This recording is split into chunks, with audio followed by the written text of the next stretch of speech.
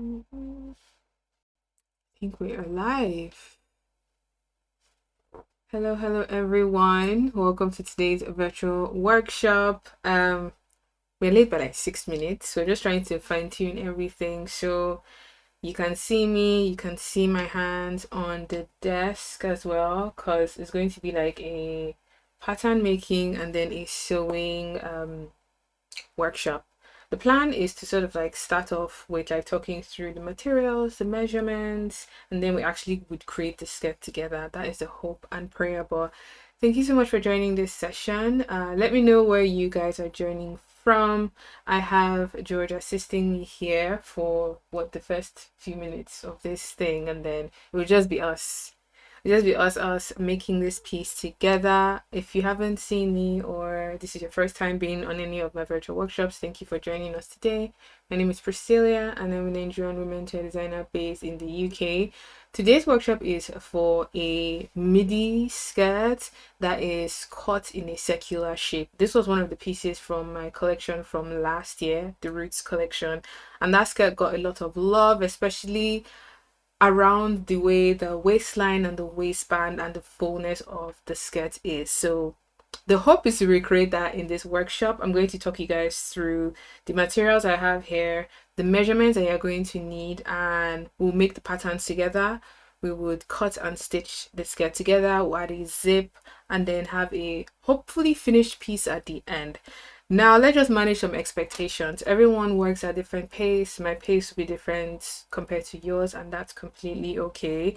I would just say leave all of your questions in the chat so I can definitely like be on the same page as you. So if there's something you didn't understand, or if there's a point that didn't really make a lot of sense to you, or if there is a particular bit that I missed or I skipped and I just like jumped, just leave your questions and concerns in the chat. And that way, when I am maybe waiting for someone to catch up, I can go and answer questions from the chat.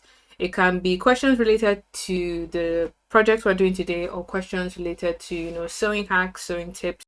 So it's like a well-rounded workshop for everybody here, and it's worth your time. I see future moms in the chat. Hello, thank you for joining. Your chat was the first, like the chat kit.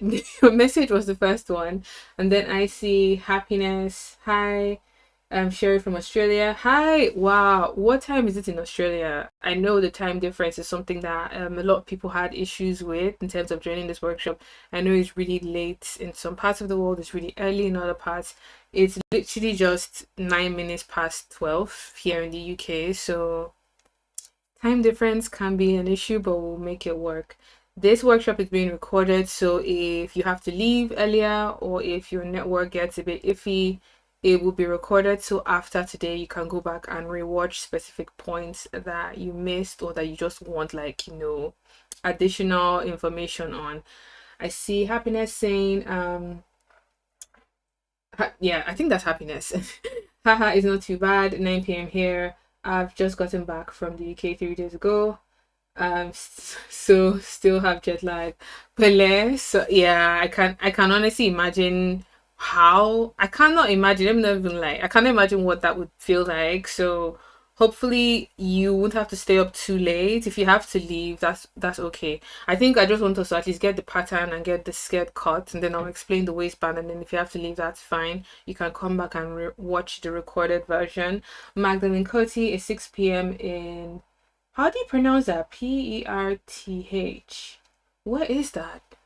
I am not very well traveled, but 7 p.m. Okay, that's not too bad. So if you stay throughout the session, will be like what, 10, 11 p.m.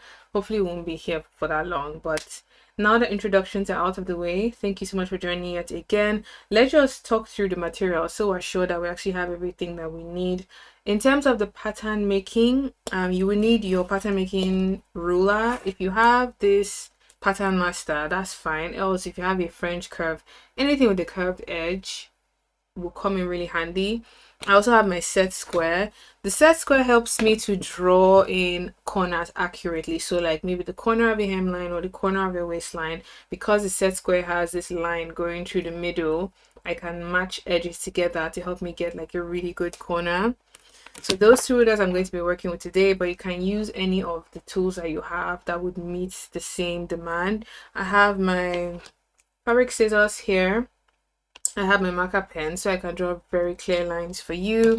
And then I have a calculator because I'm terrible at math and I don't want to waste anybody's time. So I have a long ruler, measuring tape, and pattern paper. I've just cut out a little bit that I would need for like the first part of the skirt plan, but I have the roll behind me so I can just reach for more if I need more. So those are the main pattern tools I'm going to be using. I have tried to write down the steps here to guide me in case I forget something, but this will not be very visible to you guys. So if you see me looking to the side of the table, this is what I'm looking at. And for fabrics, I'm working with Ankara today because it's still Ankara Appreciation Week, or I think last week was Ankara Appreciation Week. So I'm using this gorgeous blue, yellow, white and black print. This is 6 yards. I just got extra because this particular skirt design eats a lot of fabric. I told you guys 3 meters, but that's if your skirt is like just below the knee. So if you want your skirt to be like ankle or maxi, I would say you need like 4 or 5 meters to get that volume. So that's the main fabric I'm using. And to contrast with the waistband, I got just some simple black denim so you guys can really see the style line around the waistline. So the waistband I'm going to do in this black denim. The main skirt would be in the Ankara. And then I just had this long zip in the studio. You would not need a zip this long, but this is what I had, and I know it works well with the blue on this fabric. You can also use black if you have a fabric similar to mine. But that is fabrics. And interfacing I have here, this one is the iron-on interfacing, the type that when you iron on the side without the glue, it melts the side with the glue onto the wrong side of the fabric. This I'm going to be using to reinforce my waistband, so my waistband is nice and stiff. And I believe that's everything in terms of materials. My machine is behind me. I think after I'll do the pattern before I'll bring my machine onto the desk, but I just want the table clear so I can show you guys all of the materials I will be needing. And once that's out of the way, I can clear up some space and then we can make the patterns together. Oh, you're in Australia as well. Oh, 2 Australians in the house. Hey, that's so cool. A Happiness and Magdalene, you guys are both in Australia. That's actually quite cool. Like I mentioned earlier, if you have any questions, please leave them in the chat. But with that being said, this is a really small, intimate group. We're meant to be 7. I think some people would come and go, but that's totally okay. I'm going to set my fabrics to the side, and then we can get started on the sewing patterns. Let's just move you over here.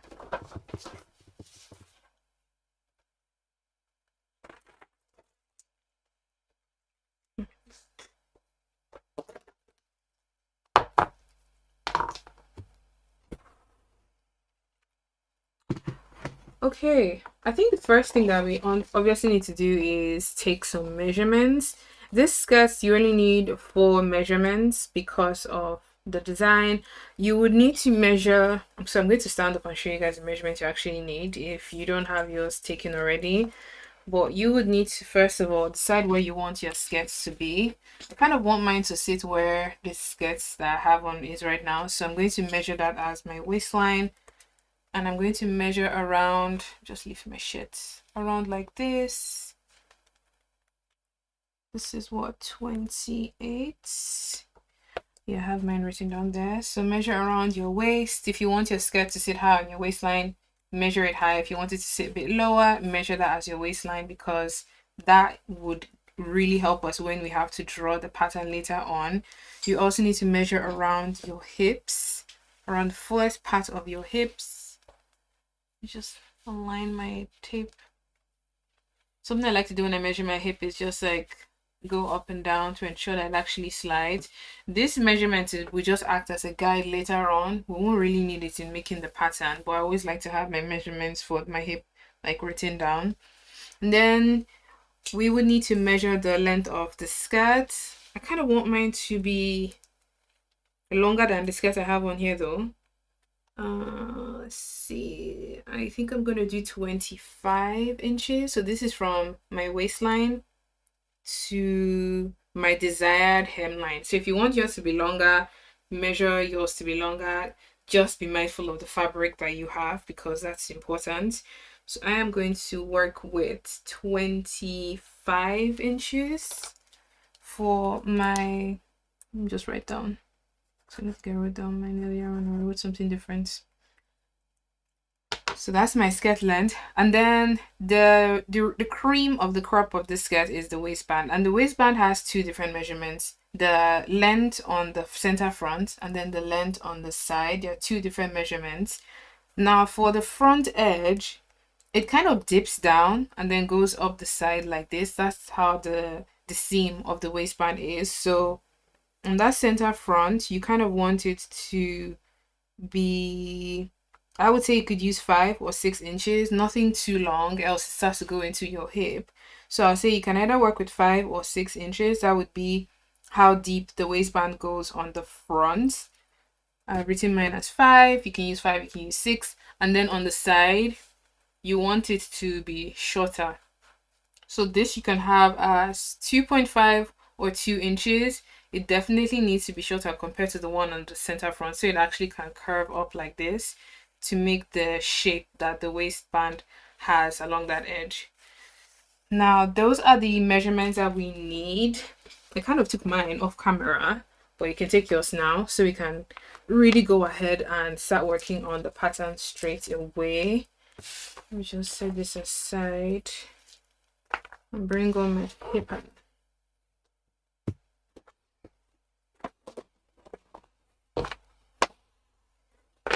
So I have a question. Now this skirt, the original design has a seam that goes on the front and a pocket sits in there. I have just been going back and forth on if I should include that in today's workshop. The issue with that is it's going to take a bit more time to make the extra pattern, add the pockets, bag pattern, stitch in the pocket. But it's something that I just wanted you guys to be aware of, and if you wanted to add as an extra detail to your skirt, maybe the next time you make a similar skirt to this, you know where to add that. So my question is this: should I show you guys where to draw in the seam in case you want to add a pocket to your skirt? Because the shape that I'm going to do today is literally like a circle skirt, but if you would want to add a seam, you need to draw in the seam line at a specific point, so that way you have to trace off those two different patterns like separately, and then you stitch the pocket into the seam. Happiness said yes please, love a pocket. I mean, honestly, pockets in everything is always a welcome idea. It's always a welcome idea. Magdalene says yes to pockets as well. Good. So I think what I can do is I will show you guys where to draw in the seam. I'll show you where to add the pockets. So if you want to do that, you kind of know where to add it. I'm just going to tape down my paper here.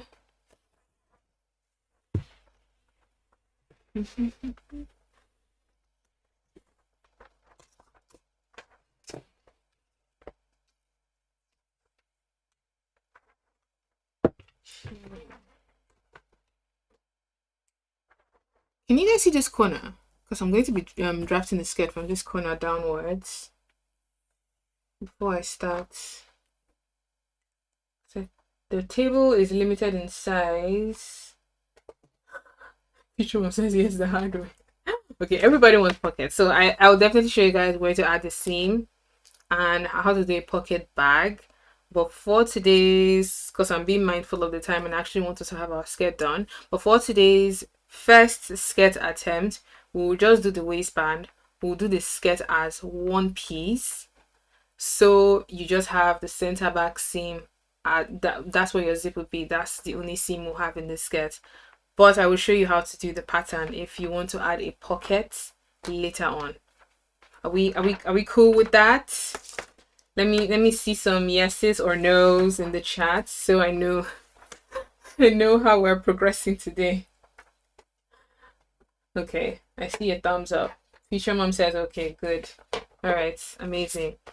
Okay, so If you haven't made a circle skirt before, let me just go through the calculations of what you would need to do before you actually start drafting. So a circle skirt, the way it works is you apply the measurement for your waistline into the formula for finding the radius of a circle, because we'll need to mark that radius on this corner here and then mark the skirt length from this side downwards. That's the plan that we're going to be doing for the skirt plan. Now, once we have that circle skirt, we can now go in to draw the waistband. I'll show you the seam for the pockets, where to add the pockets, and so on. But the formula for finding the radius of a circle is C equals to 2 pi r, where pi is 3.142. So my radius, or my waistline, mine is 28 inches. So I'm going to put that into the formula. So to be 28, just move this in the middle. 28 equals to 2 pi r. We know what pi is. So if we factor that in, so it will be 2 times 3.142 times r.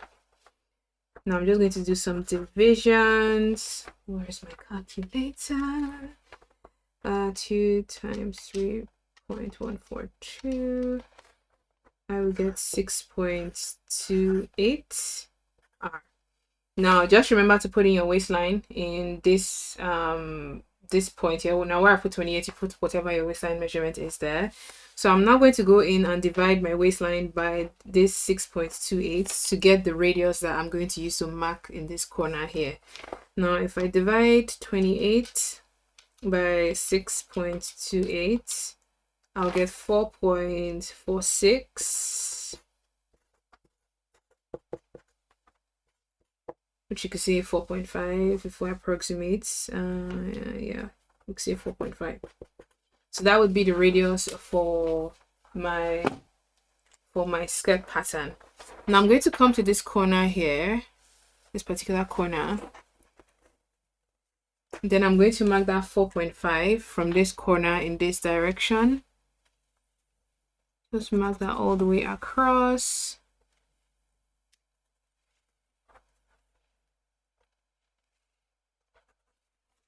This works if this side of your paper is straight and this side of your paper is straight, because this is going to become the center front and this is going to become my center back. If this side of your paper is not straight, I would recommend you draw in a straight line. Just carry this really long meter ruler like that and then draw in a straight line all the way across. So we have like a nice smooth seam. Kind of like this. Thanks, Joy.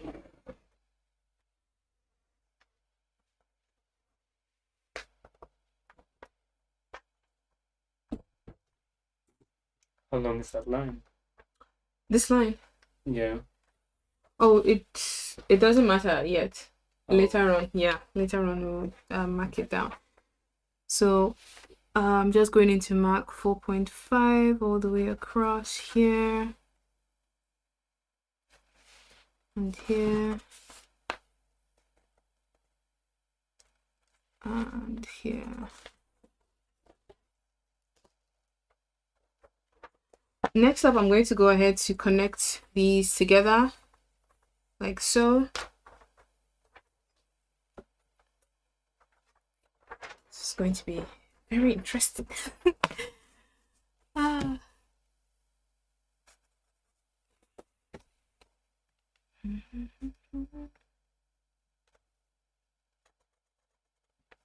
This you can do with your pattern master. You can also do this with a French curve.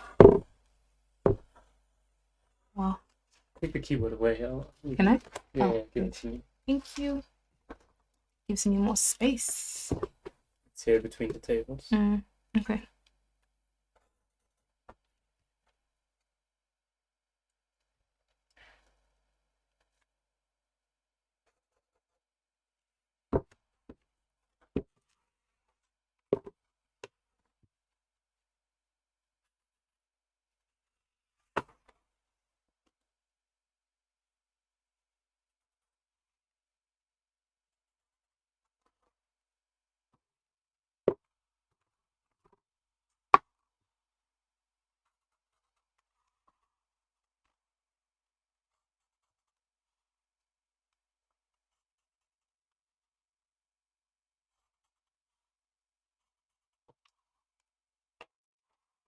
Okay, so this would be our waistline,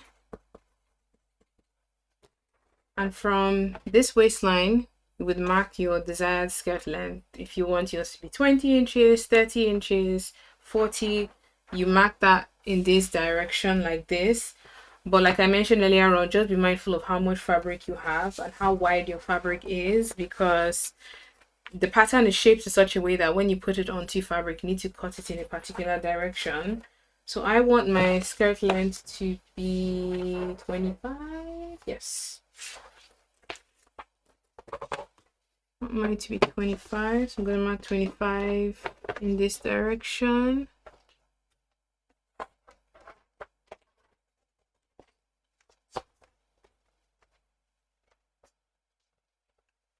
I'm gonna leave you to it. If you need anything, just call me, okay? Sure, thank you.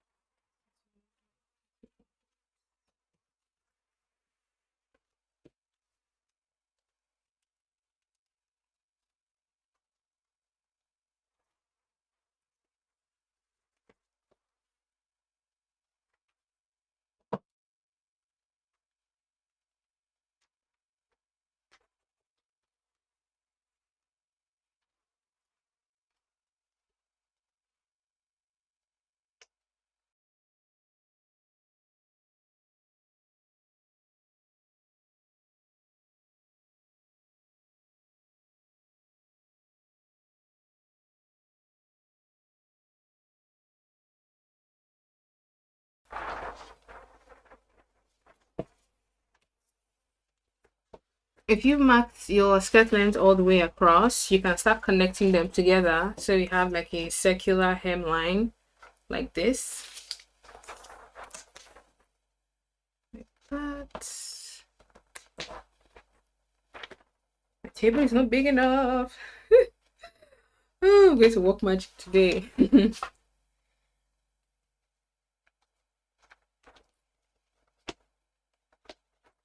Okay.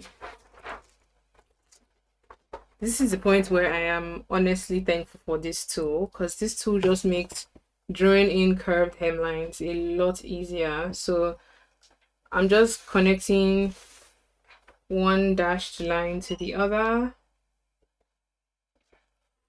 Takes away the guesswork out of ensuring that the lines are straight. Move this down a little bit to show you guys this corner here.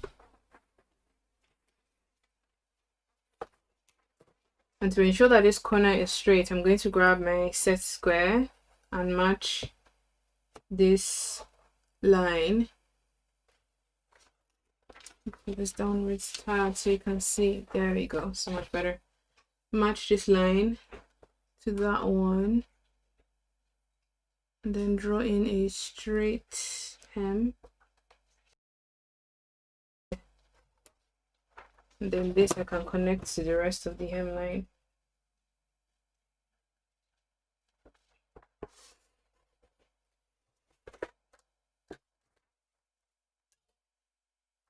Oh, we are five. There are 5 people in the house. Is everybody up until this point? Is there anyone who missed something, who is unsure of something? Please let us know in the chat so we can all be carried along.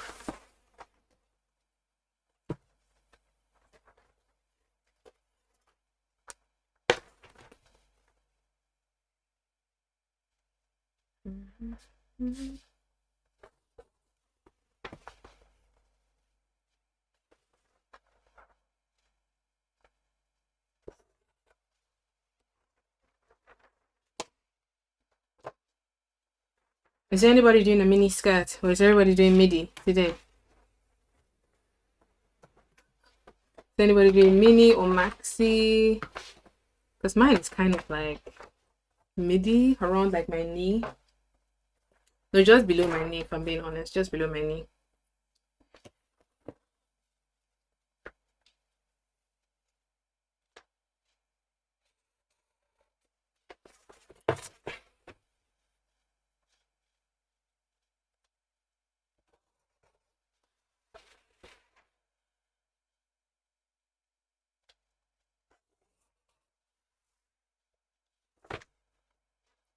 By the way, if any of you has missed any of the previous part of the recording, you can go back on YouTube. You can just hit the what do you call it? The Scroll back. yeah, So if scroll back. yeah, if you maybe you came late or you missed a particular portion, you can just slide the video. Like there's a little cursor on the timeline of this live stream, and you can slide backwards to any point that you missed. So that way you can rewatch it again, and then you can just slide back to the live point, and then you can catch up with the rest of the group. Hope that helps, Magdalene. Hope that helps. I see someone says they're doing theirs around the knee. Mine is around the knee as well. Yeah. You can join your pattern paper. If your pattern paper is not wide enough, you can actually join yours. That's totally fine. Because the next step we're going to do is, you see this edge? Because this pattern we've just done here is a quarter of a circle skirt. So this is a quarter of your waist. This is a quarter of the hem. This can be your center front, or this can be the center back edge, but this will be a fold line. So if you carry this pattern like this now and cut it onto fabric, and you fold this edge of the fabric and you fold this edge of the fabric, you have a full circle skirt. But this like this is just a quarter. So to ensure we have the full front, because I want us to make the skirt as a full front, and then we can draw in the shape of the waistband, and then we can use the same pattern for the front and for the back. The difference with the back is we'll just add a seam allowance on the center back for the zip. I think that would be a great way to make it. So it's fine if you need to join several pieces of paper together. My pattern paper is like a meter wide and is like a really long roll, so I can always cut and add more if I need to. I think what I'll do now is I'll just cut out this bottom edge and add it there. Maybe just cut even fresh one. So I'm gonna cut some more paper. I think one of the really good things about doing patterns before making garments is it takes a lot of the guesswork out of the project. It really does, because if you are not sure of something, because it's on paper, you can easily correct any mistakes that you've made, or you can add any additional details. But if it's straight onto fabric, you've cut the fabric, there's nothing you can do.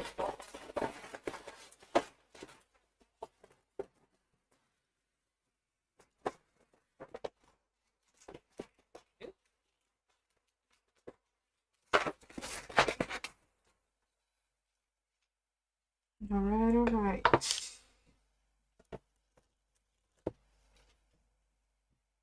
Oh, it will always be on YouTube. You mean the recorded live stream, right? I will just leave it on YouTube, like permanently. So if you ever want to come back and rewatch this live stream, you can actually do that. So I won't take it down, don't worry. If that's your question, Magdalene. Okay, so I am going to essentially just copy the same thing onto this fresh pattern piece on top, and I'm going to connect them together so this becomes my center front edge, and then we can open up the paper together. If you don't want to go through this method I've done now, if you want to do this a second time, you can fold your pattern in such a way that you have a folded edge here. The pattern is not that wide, so it's always a case of moving things around in the way that it works that I want it to work. So you can have this as a folded edge on your paper, and then once you're done, you can just have one half circle done. Oh, I don't understand the question, Magdalene. What do you mean? What do you mean, my darling? Please explain. Explain to me. Let me just... So what I'm doing now is I'm going to transfer this line, transfer my waistline, and transfer the hemline, so I have half of the circle skirt, which is essentially going to be my whole front. And then we can now go and plan in the waistband shape there.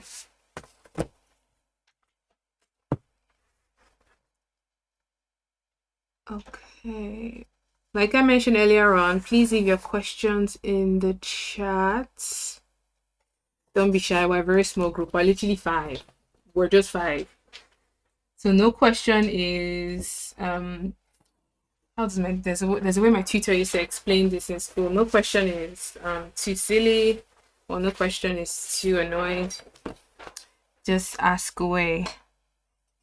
Maybe someone else in the chat would have the answer if I don't even.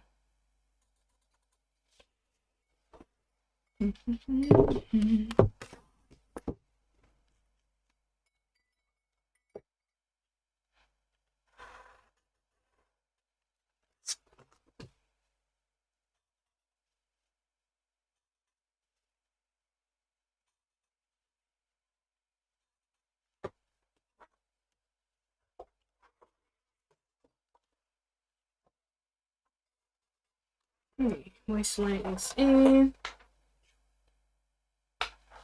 Oh no, I'm good, thank you. So future mom asks, why are you transferring and not cutting directly? I think I missed the comment. I think I want to transfer first before cutting, because along this edge we're going to plan in the shape of the waistband. So I want to keep the same shape of the waistline and the hemline on this side that we've done on the bottom, and this new side that I'm transferring now. And this is going to be a plan. So this is not actually the pattern that we're going to cut straight onto the fabric, because the skirt has a waistband design that you need to go in and draw and then trace off onto separate pattern paper before you cut onto your fabric. If you're just making a circle skirt with an elastic waistband, you would never need to do all of this area I'm doing now. You can just use this first pattern I've made, and then when you cut, you fold your fabric on this edge, fold your fabric on that edge, and then you have one full circle skirt. So that's what I'm transferring now, instead of just cutting straight away. If you The thing is, I just want us to have this as a plan, because it's possible for you to just cut it out, and then you have the two quarter circles that you can just tape down. But I kind of want us to keep this bottom half later on as the skirt pattern, and then we'll trace off the top edge as a waistband. So if we cut it straight away, we won't be able to add seam allowance later on. Does that make sense? That's the reason why I'm trying to like calculate the moves in such a way that we waste as little paper as possible. That's why. I see a question here from Magdalene Cutty, and she says, is it a question, more like a comment? I was saying you have answered my question about if this live stream will be on YouTube for future. Yes, you're right. You are right, my dear. It will be here, so you can always come back again. Like the live streams I did last year are still on YouTube. If you ever want to go and rewatch any of them.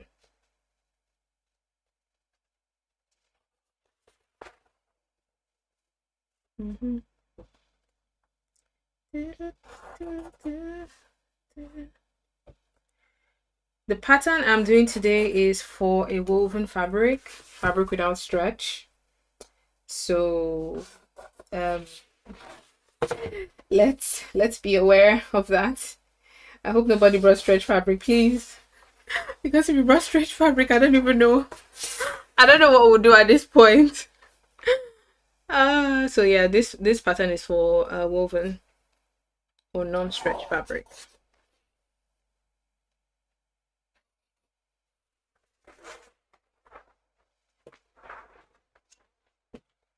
Just going to move my pattern. Trace off all the edges I need.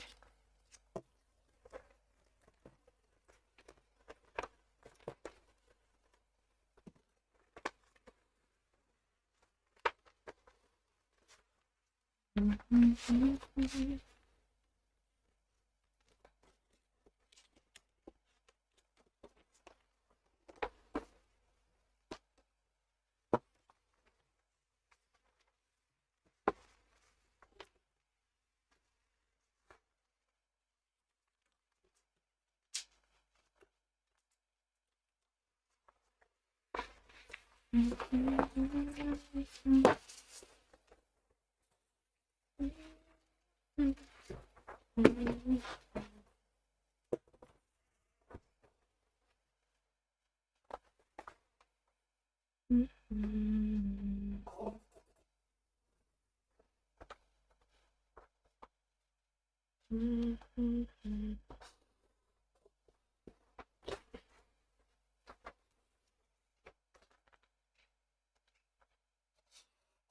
we done?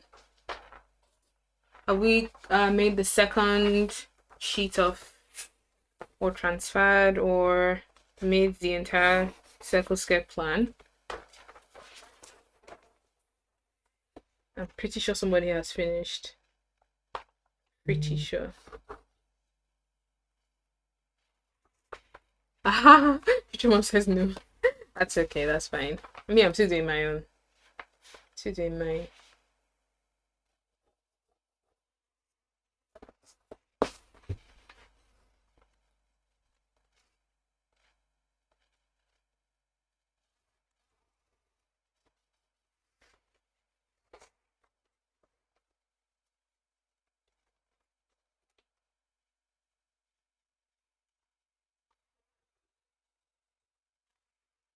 Okay. This is the hem.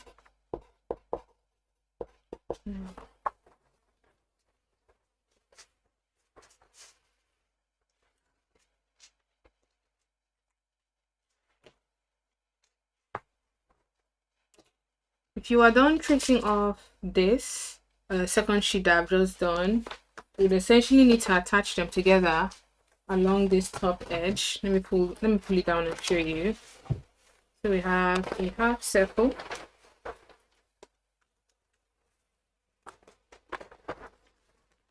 like here. These two edges I'm going to tape down together. So I'm just going to open it up. Just write that this is my waist.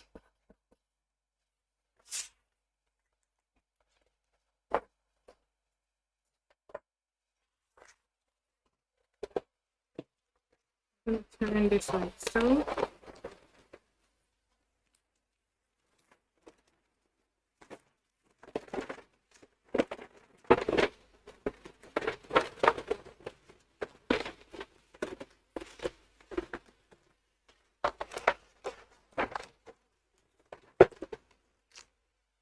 Bring it down.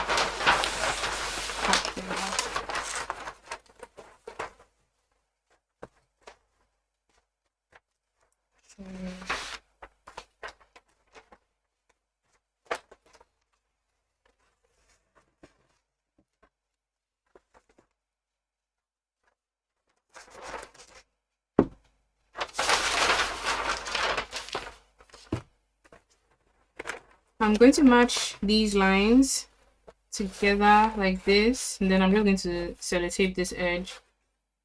So this becomes a half circle skirt.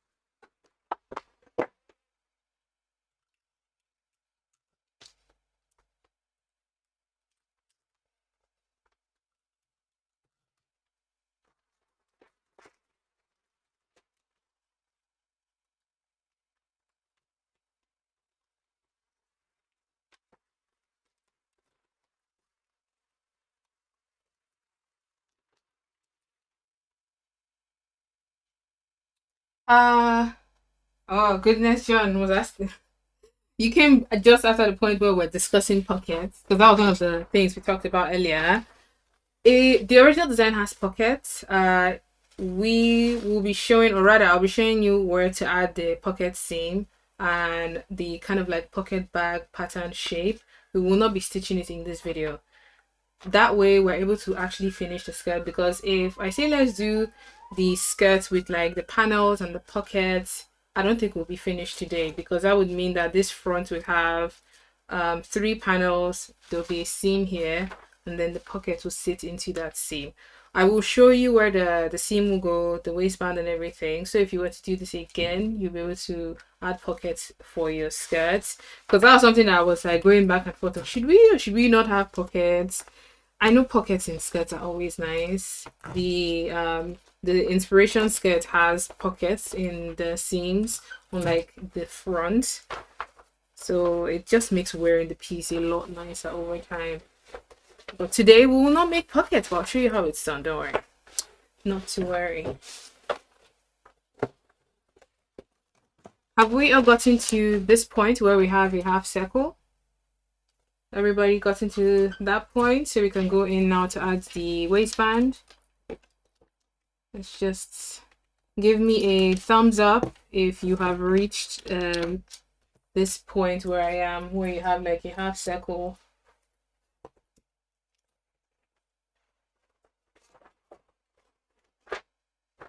Pull this down.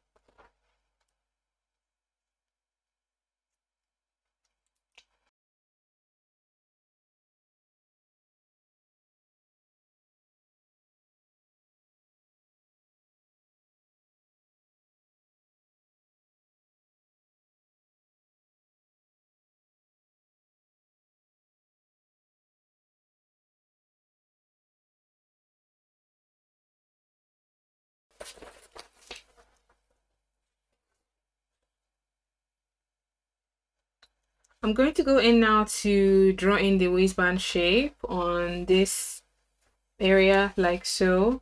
So if you have a half circle, I'm going to draw in the shape for the waistband that goes like this. That way you have the waistband shape out of the way, and that you need to trace off on a separate pattern piece. Now, when we took our measurements, we measured 2 different measurements for the waistband, the measurement on the center front and then the measurement on the side. The measurement on the center front is longer compared to the measurement on the side, so we can go in and really draw that curved shape that the waistband has. On the center front edge, which is this meeting point here, or if you did your pattern on the fold, it would be the very point where your paper is folded here. But along this line, I'm going to be marking the waistband width on the center front. Mine is 5 inches, and then on the side mine is 2.5 inches. I'm going to mark that like this, and then mark it on this side as well.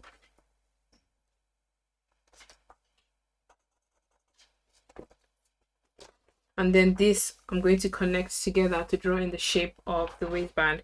Now the waistband is a curve that goes like this and then up. You can do yours as a V, you can do yours as a more rounded shape, but the one I'm going to be doing, let me just do it with dash lines before we actually commit to the shape, is going to go like this. So rounded here, then it kind of like dips up like that to connect to this side.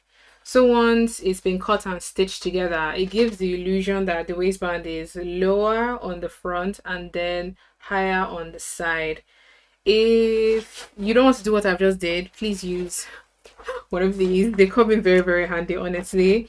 And I want the shape to be straightish in the front. I don't want a point, except if you want your waistband to be V-shaped or just like a really rounded one. And then this I'm going to draw in like that.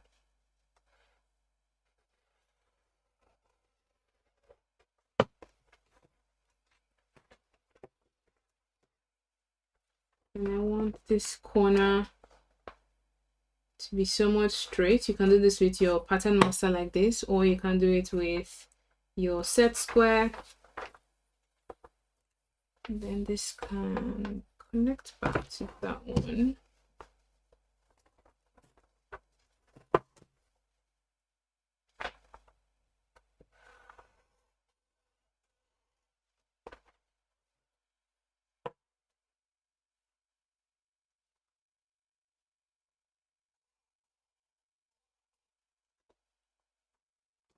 Okay, so that's one side of the waistband done. I'm going to go ahead and repeat the same thing on the other side here. So we have a rounded shape, somewhat this way. And then I'm going to turn my ruler like that. Mirror this way.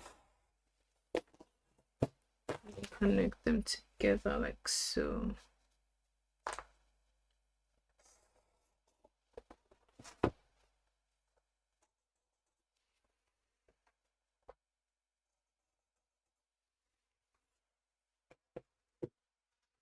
Okay, so that's the waistband shape. This is going to be the side seam, side seam. This is our center front edge. Have we all reached this point? Just let me know in the chat if everyone has gotten to this point, or if I should just wait for a couple of minutes for everybody to catch up here. Are we all good? You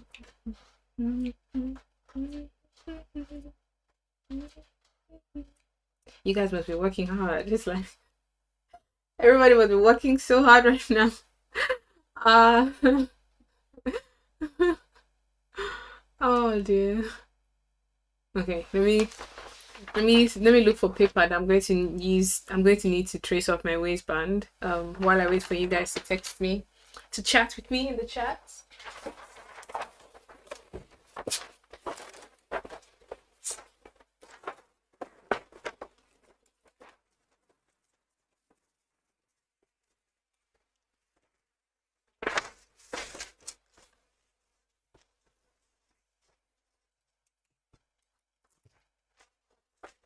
If you have drawn in your waistband shape, you would need to trace it off as a separate pattern piece, like so.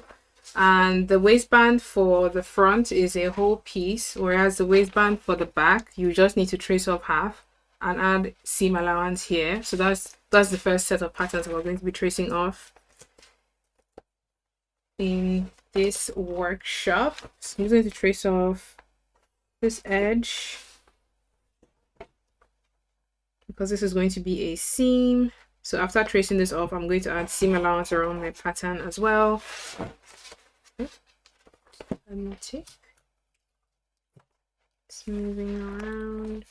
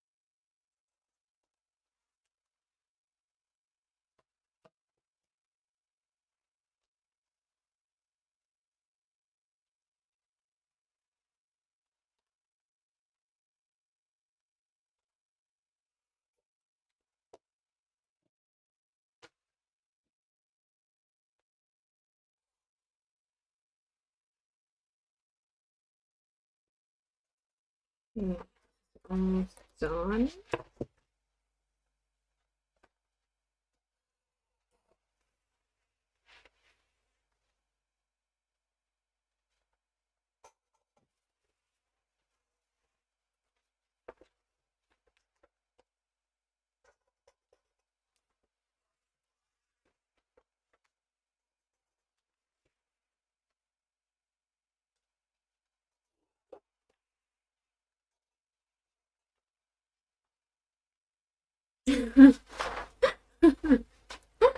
uh Happiness, that's okay, that's fine.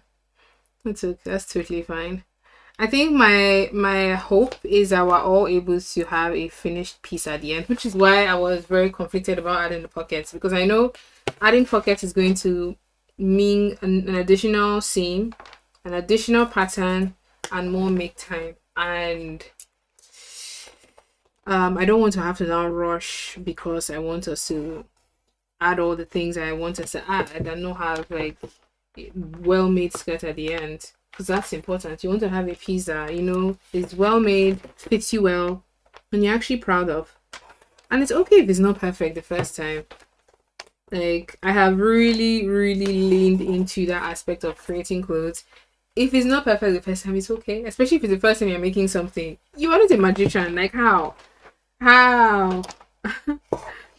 If it works the first time, perfect. But if it doesn't, it's kind of like identifying the mistakes you made, and change those in the future. So a lot of times when I'll post tutorials on YouTube, I will share the mistakes that I made with you guys. So if someone is following that same process and they encounter similar mistakes, they know what to avoid and how to do it even better for themselves. So that's totally fine. Okay, so I have the front waistband done. This I'm going to add seam allowance around this edge so I can connect it to the back waistband, seam allowance here so I can stitch it to the bottom of the skirt, and then a seam allowance there so I can finish the waistline beautifully. The reason why I wanted us to keep this bottom shape is so once we're done tracing off all these waistbands, we can honestly use this main skirt pattern. So we can use this piece to cut the front, and then for the back we would cut it halfway and then add a seam on the center back, so that way we have one less pattern to make. We save some time and we save some paper as well. I'm always thinking of ways to actually like optimize make and construction time. So it's okay if you're still catching up. You can also scroll back. Maybe if you joined late or you miss a particular point or you're not sure of a particular point, there is a cursor at the bottom of the live stream that you can just pull backwards if you want to rewatch a particular point. And then once you're done watching that, you can just pull it back to the actual point where we are in real time. Right now, I'm just adding seam allowance around my front waistband.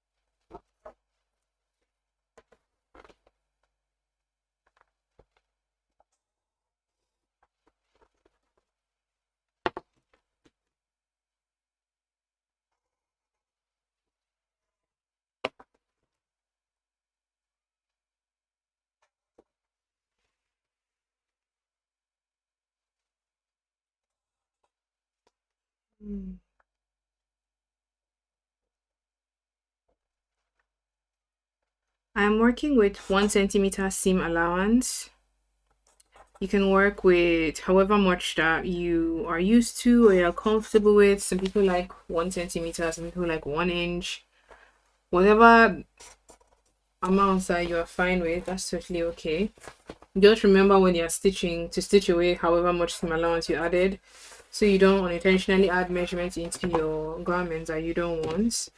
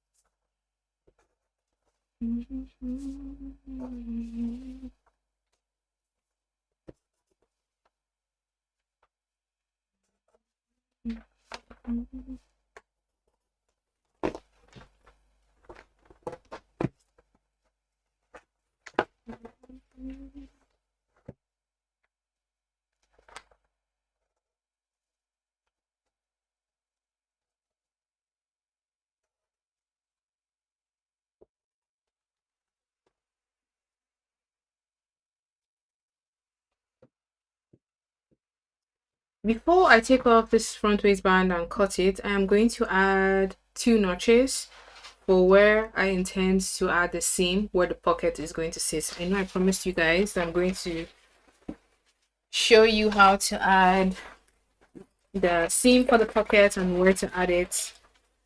So the intention is to have a seam that goes like at the middle point of this area. So between here and here, you want to add a seam in this direction, and in that seam, that's where you would add your pocket. So halfway between here and here, I'm just going to mark a point and then use my tracing wheel to transfer that, and I'm going to add that notch on my waistband. So if you are in the future going to use the same patterns, you know where the notch for that seam where your pocket will be. So I'm just going to come here, kind of just like measure roughly with my measuring tape how long this seam is, and then find the middle point there. So this is 14. From here to here is 14 inches along the stitch line itself, not along the seam allowance. So I'm going to go in and mark my 7-inch points, because that is going to be where I'm going to add a seam, and that seam is where my pocket is going to sit. So let me add this on the other side. If you want to mirror the same effect, or if you want to have the pocket on each side of your front, do this again.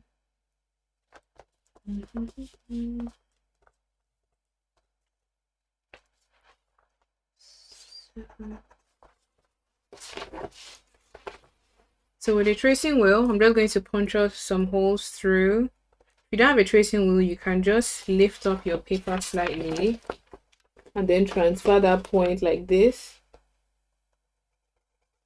because we want to have that same notch on your main skirt pattern. So I'm going to use a tracing wheel here. That tells me there's a notch there, and then there's a notch there. So I'm going to extend.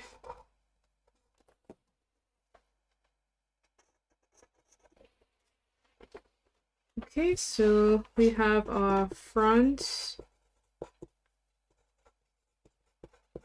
waistband, and we need to cut 2 fused, which essentially means I'm going to be ironing interfacing on the wrong side of the waistband. And this is a size 8 skirt made in 2023. Oh, my English is hard. All right, I'm going to cut out my front waistband, set it aside, and then create off my back waistband.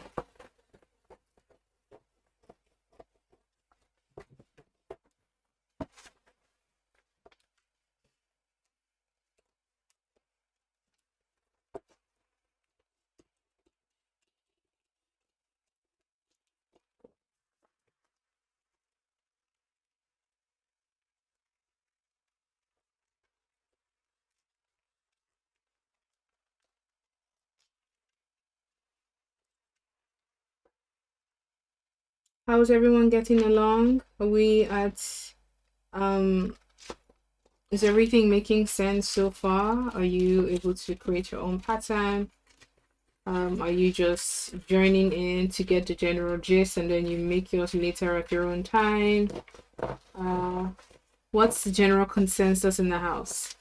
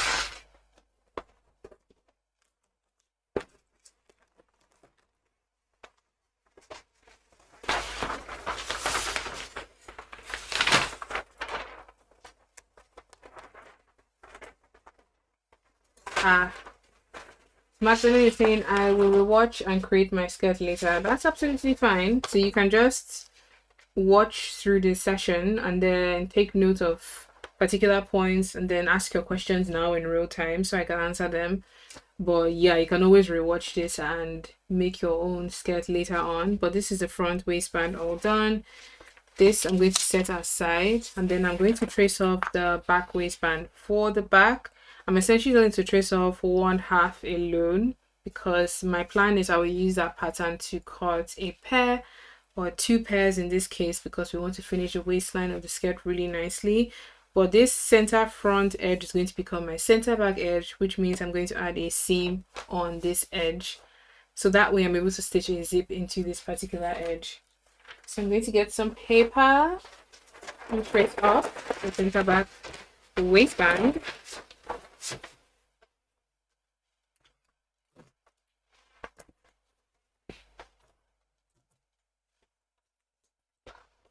Now this time I'm just going to trace and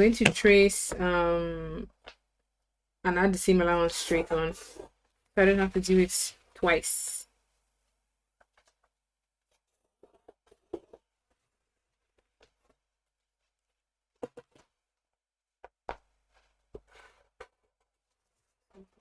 Center back for my zip.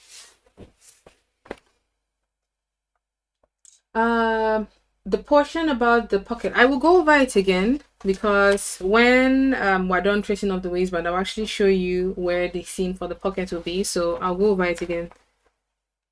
I just want to trace off the waistband so we have those out of the way, and then we can focus on creating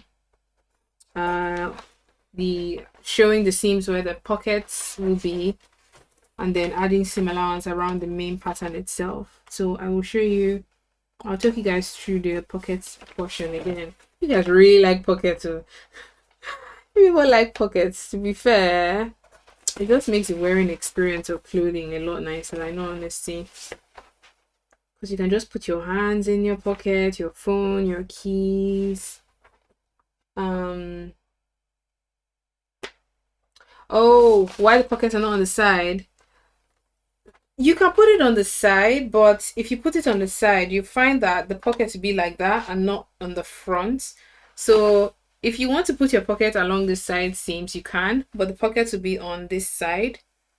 That you can do, that's absolutely fine. But the original skirt design that we're trying to recreate in this workshop has seams here, and that's where the pockets are.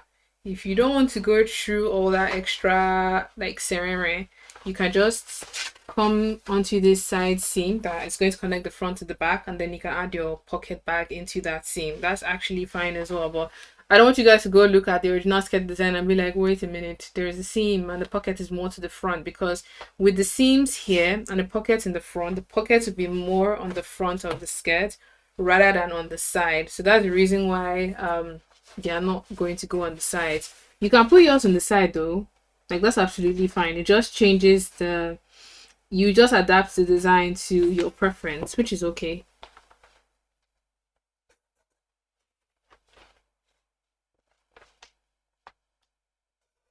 Yeah, I just wanted to explain that because you can honestly put the pocket on the side seam. Just know that the pockets will be more on the side, and because the skirt has quite a bit of volume, you'll not be looking for the pockets on the side of your skirt when you have it on.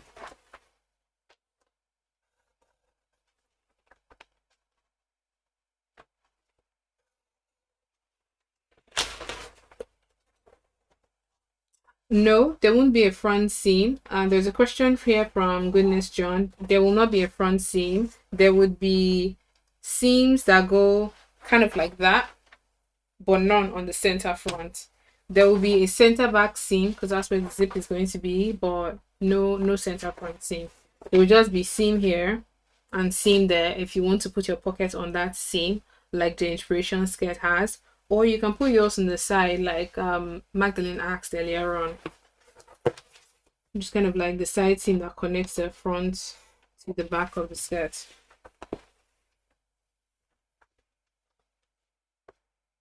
Keep the questions coming. That way you actually are sure of, you're welcome, goodness. That way you're actually sure of like the different steps. Like if something doesn't make sense, ask me why I'm doing specific things as well.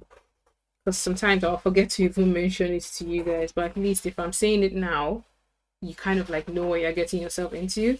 So I have my back waistband done. This I'm going to cut 2 pairs, 1 pair for the left, 1 pair for the right, and they're going to be fused as well, which means I'm going to iron interface into the wrong side. It is a size 8 and it's a skirt I made in 2023. So if I pass this pattern on to someone else, they kind of know, they know what the pattern is for.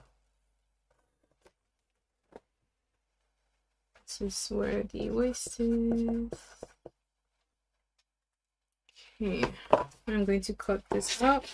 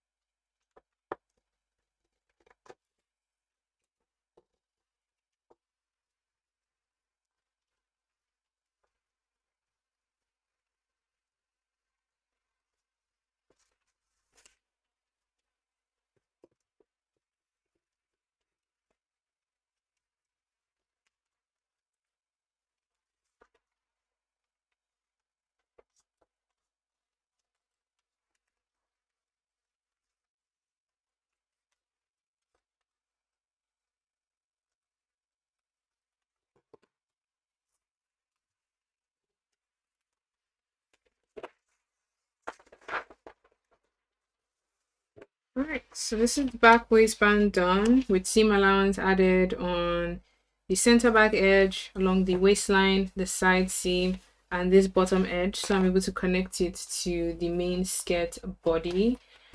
So this I'm going to set aside, and then I'm going to show you guys the seam that I mentioned earlier on if you intend to add pockets to the front of your skirt. There is a question here from Magdalene, who is super engaged trying today's live stream. Love it for us. And the question is, which interfacing am I using? Light, medium, or heavyweight? I'm using a medium weight one. A medium weight woven one. This is what it looks like. And I chose this one because I'm using Ankara. Your interfacing should be a similar weight to your fabric of choice. So this is mine. If you're using like a silky satiny fabric, I would recommend you use a lightweight interfacing, except if you really want your waistband to be super stiff, then you can get an interfacing that's a little bit heavier. But this is what mine looks like. This edge has the glue and this side doesn't, so I'm going to iron on this side that doesn't have the glue, and then this side sticks to the wrong side of my fabric. And that's the type of interfacing I'm using. This one comes in black, it comes in white. Interfacings typically come in black or white. I really haven't seen colored ones. It's black, white, or gray. Those are the colors I typically will see when I go into the fabric shop. And that's what I'm using today. Okay, how are we doing so far? Please leave your questions in the chat, because I am going to move my pattern upwards so I can show you guys how and where I add the seam for the pockets. So a lot of you guys are very interested in the pockets.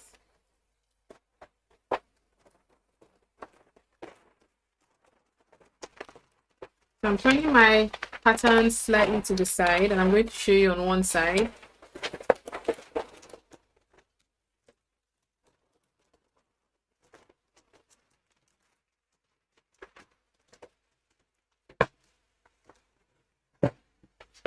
So, okay. Now this was a notch that we made earlier on. On that notch, I'm going to draw a line that goes from there all the way to the hem, like a diagonal line like this. And this is going to be on the front of the skirt. And inside that is where we're going to put our pocket. So I'm going to grab my long ruler.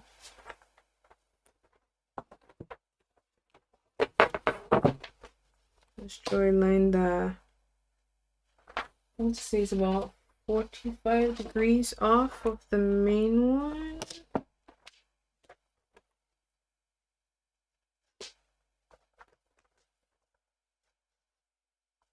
Yeah, so 45 degrees off.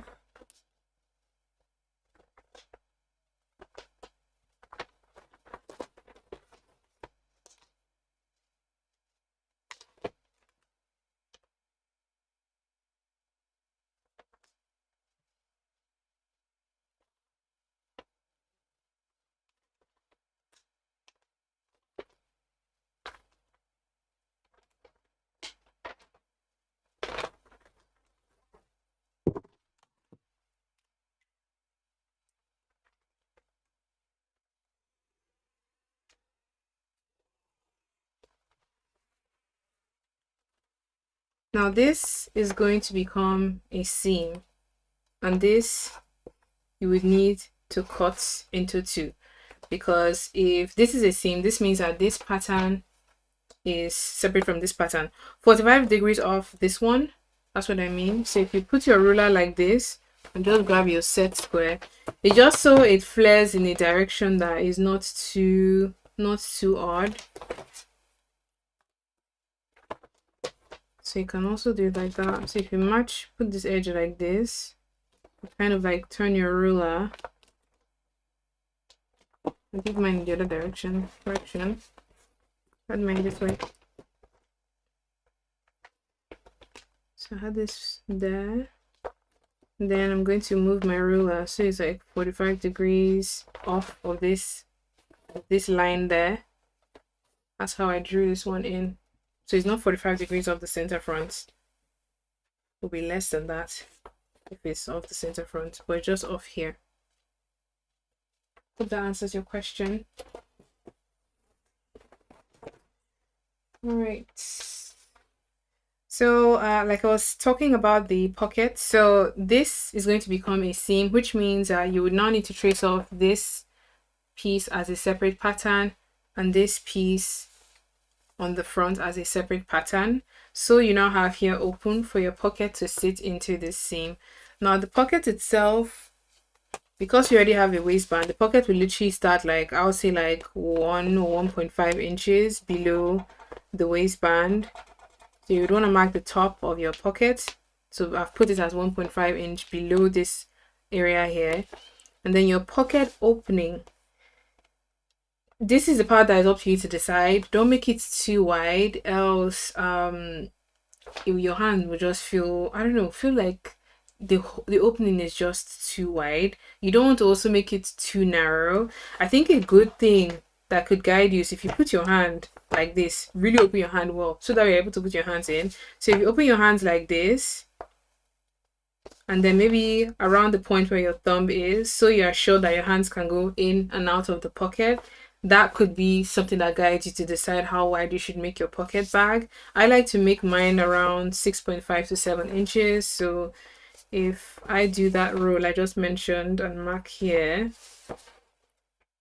that is about 6 inches.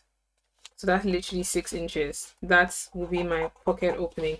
So if you're not sure how wide you should make your pocket opening, just put your hand over it. If you have small hands, that doesn't matter. You just want to be able to put your hands in and out of the pocket itself. So this is going to be the pocket opening.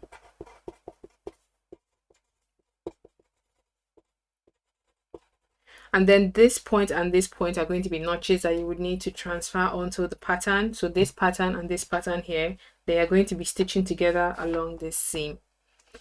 The next thing you need to do in terms of creating a pocket is you will need to make a pocket bag pattern. This would be a separate pattern piece that you will need to cut and then stitch to create the bag where you actually put your hands.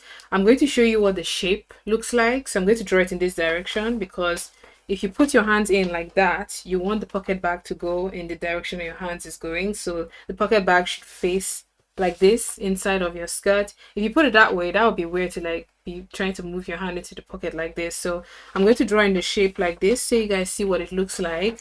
And then if you want to make a pocket for another skirt that you plan to make in the future, you know exactly how to make that. For the pocket bag itself, I love to do this by freehand because that way I kind of control how wide and how deep the shape is. And the shape, ideally, you would want it to go kind of like this and then deep down below so it has some room in there and then connect back to this point. But I'm going to try and do this with my pattern master so it's easy for everybody to follow. So the top edge of the pocket bag is kind of straight like this. This corner needs to come like that. And then the pocket depth itself, you can decide how deep you want it to be. I'm going to work with like around 5 inches for mine. So it will curve downwards in this direction.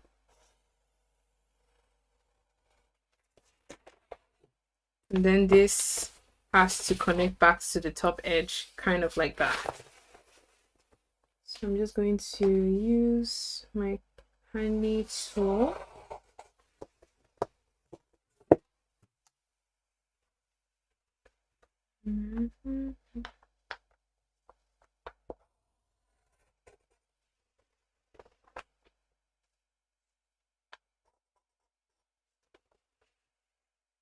So this here will become your pocket bag pattern.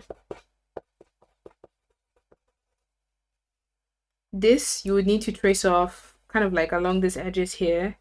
This will need to be a separate pattern piece that you cut 2 pairs of because you need a pair to make a pocket on each side. So a pair for one side and a pair on the other side of the skirt. So everything we've done on this side, you would need to do on the other side of your skirt pattern. But once you essentially do it on one side and you have one pocket bag pattern done, you have this side done, you can even do this side on a fold. You don't really need to go and do this again on the plan, but when you're stitching the skirt, yes, you will need to have a seam here. You will need to add the pocket into this opening that we have marked on the pattern like so that way you've actually like included pocket in your skirt design. Does that answer our question around pockets? Because I feel like that's why everybody came. You lot came for the pockets because everyone was like, "Are we doing pockets? Why are the pockets? Add the pockets, please." Just ask any questions that you have in regards to like pockets or like skirts in general in the chat, and then we'll get to them. I'm going to add a notch here and a notch there if I would be doing this, because adding notches like this in patterns helps you to match pieces together correctly, so you're not really, there is no guesswork. The notch guides you when you're joining parts together. So I would add at least 2 notches along the curved edges of the pocket bag if I were to transfer this onto a separate pattern piece, add seam allowance before stitching that into the seam of the skirt. So that is the whole pocket episode done. Now that we have the front and the back waistband traced off and set aside, I'm now going to go back to this main skirt pattern and add seam allowance along the waistline, along the side seam, and along the hemline, so I can cut that off. No, sorry, this is the waistline. Not me telling you guys the wrong thing. This is going to become the waistline because there is the waistband pattern. So I'm going to add a seam allowance here, seam allowance on the side seam, and hem allowance on the bottom. So I have this part of the skirt. I can use this to cut the front of the skirt, and then I can also use it to cut the back of the skirt if I wanted. I would just essentially fold it in half and then add a seam allowance on this center front edge, so I can use the same pattern for the back and we don't have to make this all over again. That was the reason why I didn't want us to cut this plan initially at the beginning. So let me get a different color of pen so we can clearly see the seam allowance line. Let's use green. Set the black aside. Then I'm going to add the seam allowance upwards like this. This is our stitch line. This line that I drew earlier on, that's the stitch line for the skirt. And I'm going to be adding the seam allowance in this direction.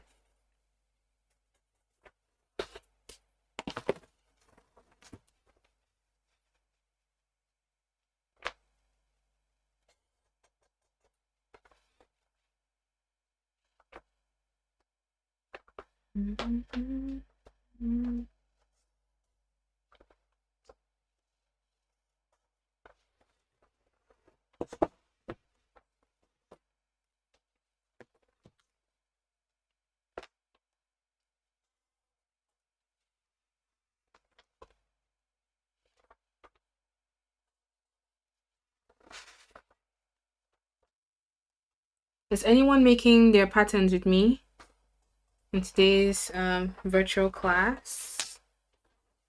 Is there anyone? Anyone?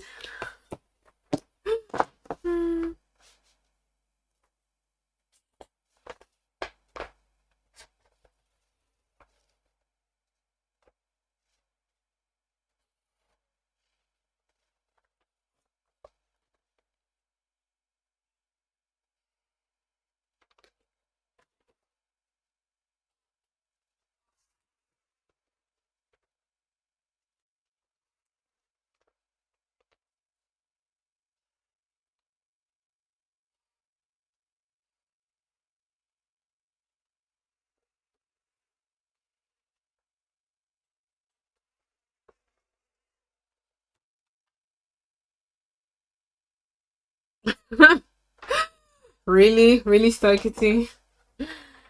And there's a question from Future Moms that says, "Are we able to ask questions in the future?" You should be able to, as long as you leave it as, because the video will now go up on the channel as a regular video because it's being recorded in real time. So you will be able to ask questions. It will just come up as a comment in like the YouTube Studio app. So I will essentially just respond to it like a regular comment. So yes, you will be able to ask questions in the future if there's something that maybe when you're making yours or when you're watching this again, you are curious about. You'll definitely be able to add. You'll definitely be able to ask questions in the future. That's totally fine.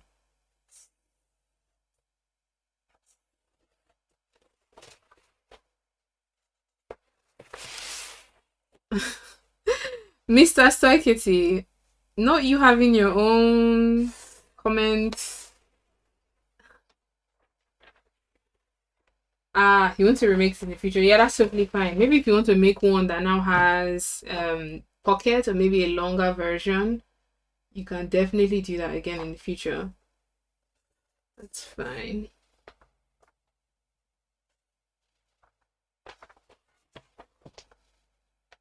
I'm just adding a hem allowance of 1 centimeter.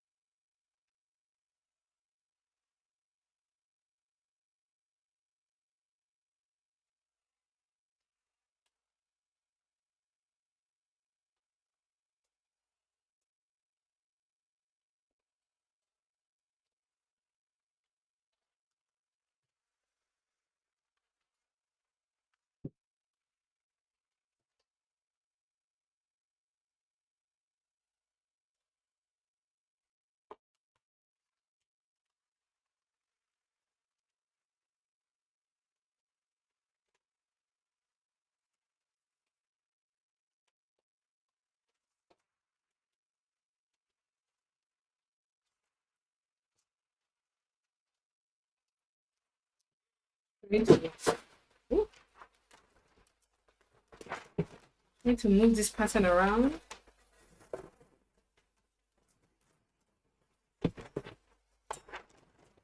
Think proper strategic thinking. Oh man. All right.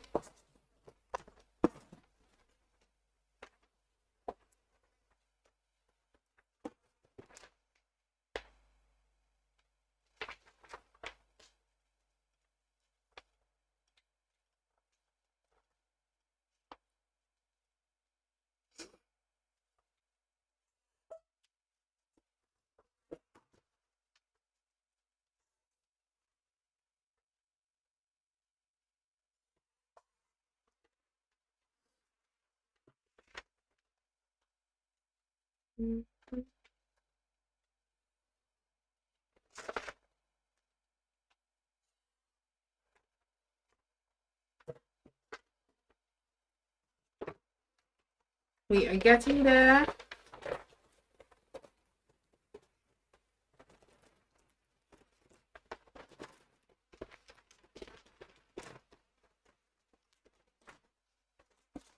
After we're done making the pattern and cutting the skirt onto fabric, would we like to take a break, or should we just fire on? We can take like a 10-minute break, or we can just continue going. I, for one, I don't mind either options, but I would like to kind of like gauge where everybody is right now. So if we want to take like a 10 minutes water or toilet break, that's absolutely fine. Just kind of need to know if that's something you guys would like. So do let me know in the chat what your thoughts are in regards to taking the break. I think after we cut the skirt pattern and we cut the main skirt and the lining, we could possibly take a break. You just want a break, please. You'll get a break. Don't worry, you get one. Because it can be a lot doing these pieces. Can be a lot. Okay, I'm going to just cut out the skirt for now. I still need to add seam allowance on this edge, but I'm going to cut it down so I just have less paper to work with. Just trim this down this edge.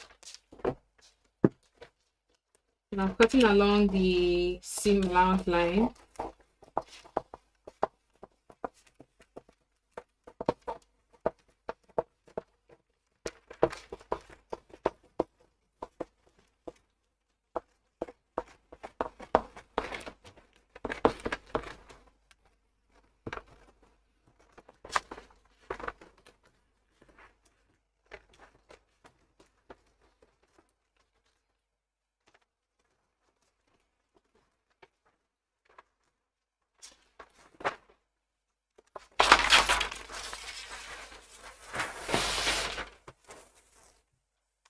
Oh no! The beauty and the pain of paper. So breaks easily.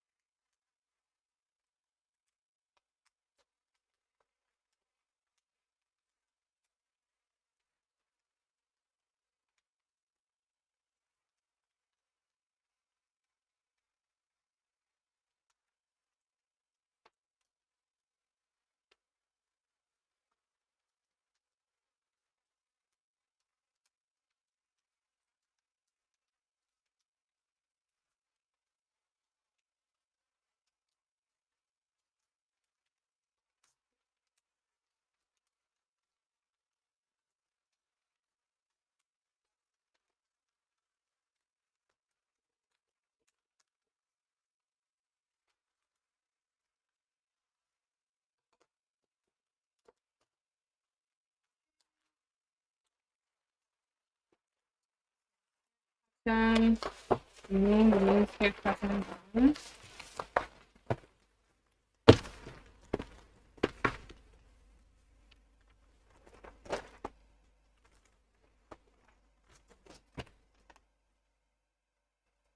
I'm going to add some paper here, just in this corner here. It's like another extra seam allowance I'm missing. Just grab it.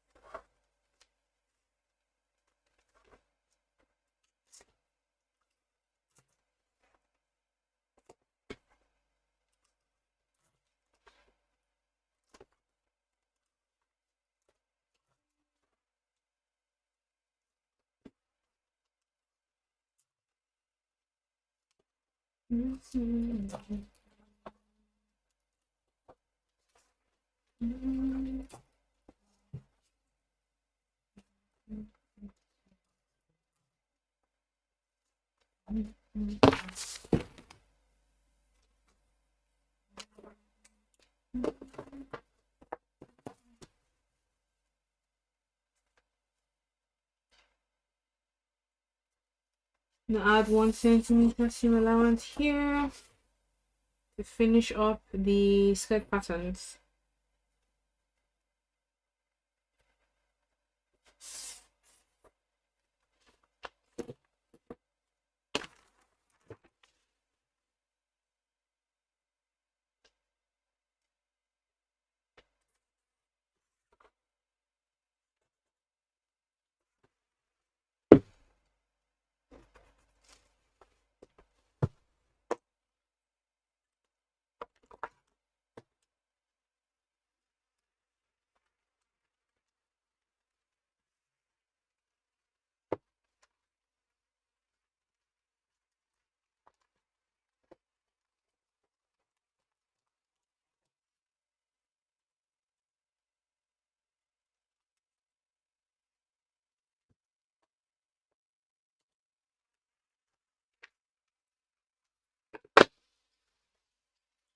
Okay, we are done with the patterns.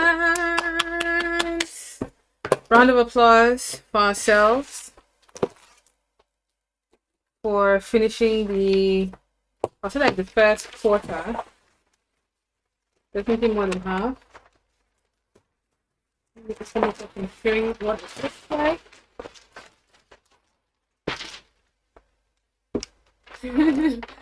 Yeah, so round of applause for ourselves. It's not easy at all. Especially if you're making yours, so you're rewatching this in the future, to committing to the process, it's actually not easy. So this is what the waistline looks like.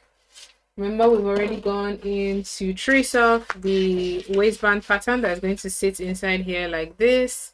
So that's going to be for the front. That notch is for the seam here if you're going to be adding a seam and a pocket if you want to.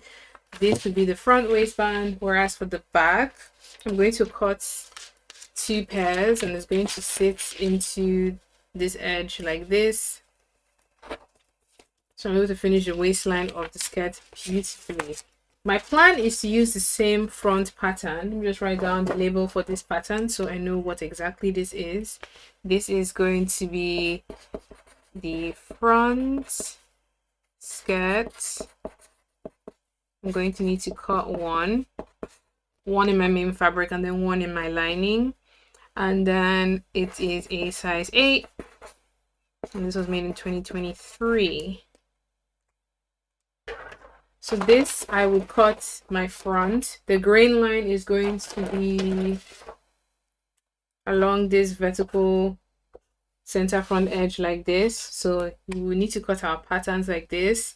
I'm just hoping my fabric is wide enough, else I'm going to cut this piece against the grain, which I really shouldn't, but based on the width of the skirt, this is quite wide. I don't think my fabric is wide enough, but if your fabric is wide enough, please cut along the grain. The skirt will fall a lot more naturally on your body. But the whole aim is to try and cut one piece for the front, and then on the back, we'll essentially just fold it in half like this.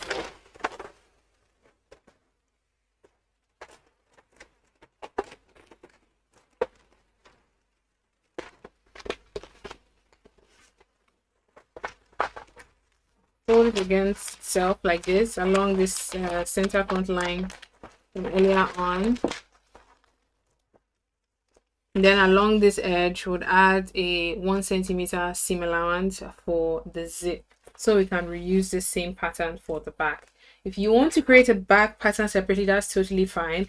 Just because of the shape that this skirt pattern has, I would rather not make another one, because that means more paper being used. That means more time for construction and make as well, in terms of like creating the pattern. But if you want to make, like, if you have the time and you're rewatching this and you really want to make everything carefully one by one, you can definitely make your back pattern separately. You just make half of this, add seam allowance there.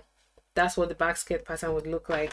But now that we have these out of the way, I'm going to bring my fabric so we can cut this onto fabric, and then we'll have a nice break. I'll say at like half.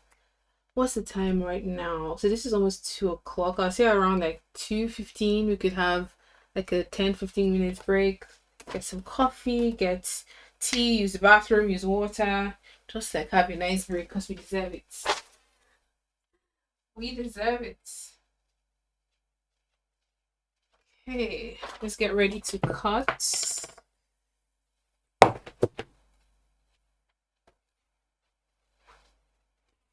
I want to cut my waistband in a contrasting fabric so you guys can clearly see what the shape of the waistband looks like. You can cut your waistband in the same fabric as your main skirt, but if I do that, you will not really see the shape that the waistband has. So I'm going to be using black denim for my waistband. The fabric does have some dark and black hues in it, so it should work out just fine. So let me start off with the back waistband. This I'm going to fold like this, so I can cut 2 pairs. Just be sure it to be enough before I start cutting.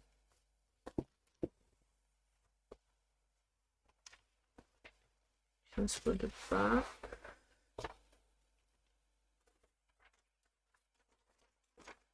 And I cut my front here.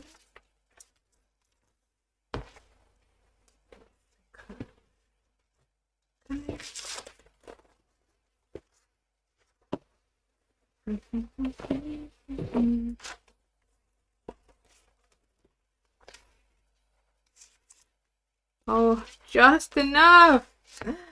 Wow. Just about enough. Okay, I want to be able to at least cut one. If I have to cut the inner one with the extra fabric, I can do that. So what if I tried it instead? Cut one here. Yeah, let's do that.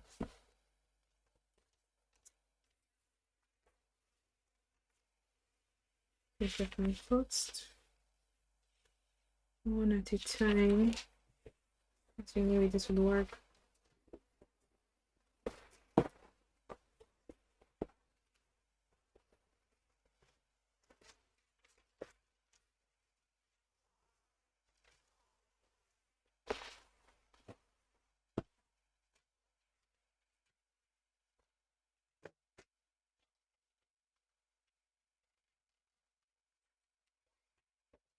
Right now I'm going in here and I'm pinning my waistband. So I'm going to cut the outer waistband in this denim, and then I'll cut the inner waistband in my Ankara fabric, because this fabric is not going to be enough to cut both layers, as I have realized.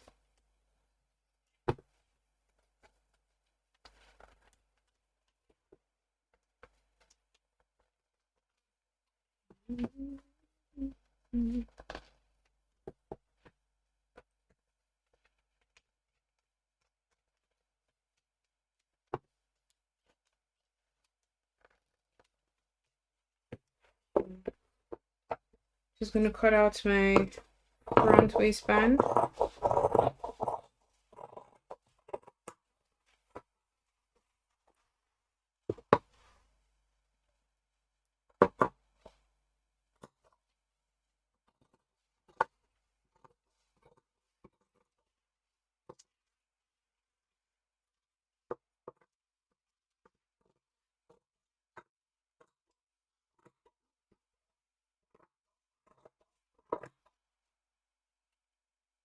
Oh, thank you.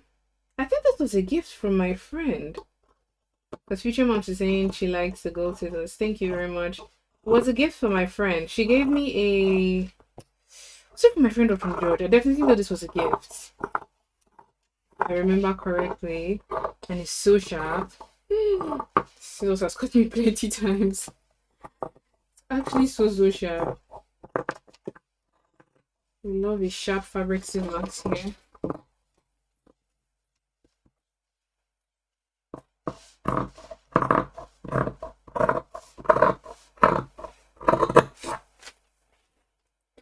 Don't forget to cut your notches.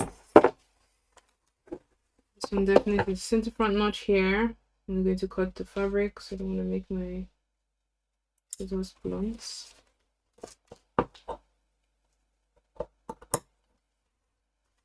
So I'm gonna add these notches in terms of like, so it helps me when I'm doing my construction, even though I'm not adding pockets.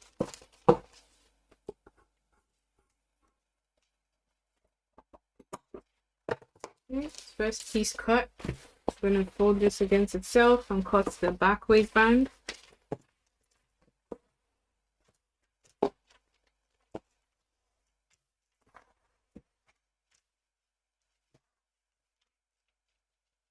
I'm going to cut one pair in this black denim, and then I'm going to cut the other pair in the Ankara because I have more of that fabric.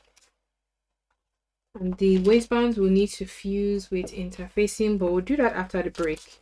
I think I just want to get the skirt cut out first. So once we go on our nice break, have something nice and warm to drink, go to the bathroom or water, we know we're sewing straight away. And I feel like the construction of this skirt will be a lot quicker than the pattern making because we're not adding pockets, I think.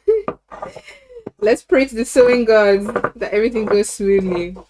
Because don't you have one of those days where you're so sure of what you're doing, everything's going well, and then you just realize that you've made maybe a mistake or you've stitched something you're not meant to stitch, and then you find yourself doing things twice. I find that I have those days when maybe I'm tired or I'm hungry or like once I start making stupid mistakes, it's a sign that I'm actually getting tired. So I just take it as a sign to step away from the work. I'm not the only one that deals with that because that is a very common like occurrence in my daily sewing life. Okay, I'm gonna add a notch there.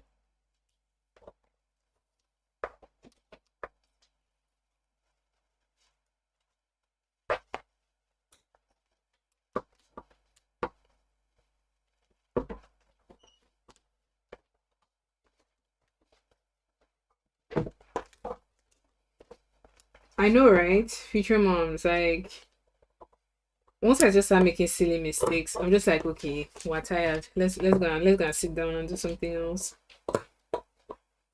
Isn't that why you're going to take a break soon? Yeah, we'll take a break. Don't worry. Okay, I have my back waistband in the denim cut. This I'm just going to set aside. I also cut my notches, so that guides me when I'm actually stitching. I'm also going to remove the pins on the front because I'm going to need these patterns again to cut in the Ankara, the other side of the waistband. Alright. Okay, so these are done. We're going to clear the table so we can cut the main skirt itself. That's going to be very interesting to cut because this table is limited in size. It's like you're making quite a bit of progress. Yeah, so we have to. That's why we're here. The Ankara comes into play. Oh my god, I'm such a fan of this print. Oh, yeah, that's beautiful. Okay, I need to find the right side of the fabric. The other side. Yeah, this is the wrong side.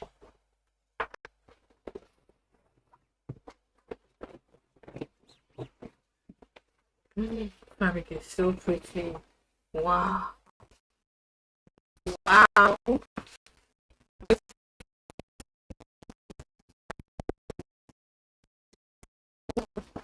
Let's see. Let me just check before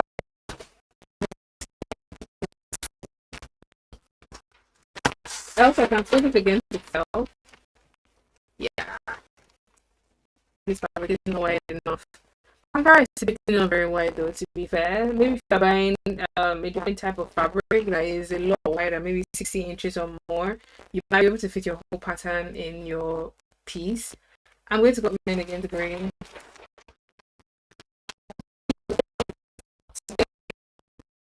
Against the green though. It falls a lot more naturally when you cut your piece against the green. Um,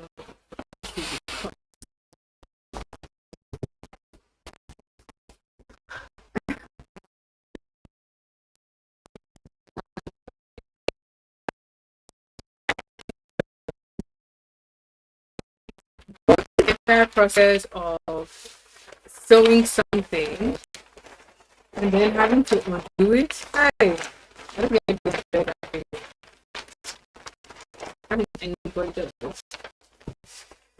All right.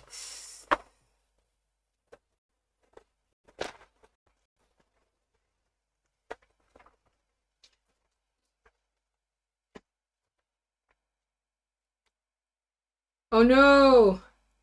So Happiness says my pattern paper hasn't aligned when I folded. I did have to extend the paper because it was too short. So when you folded it like this,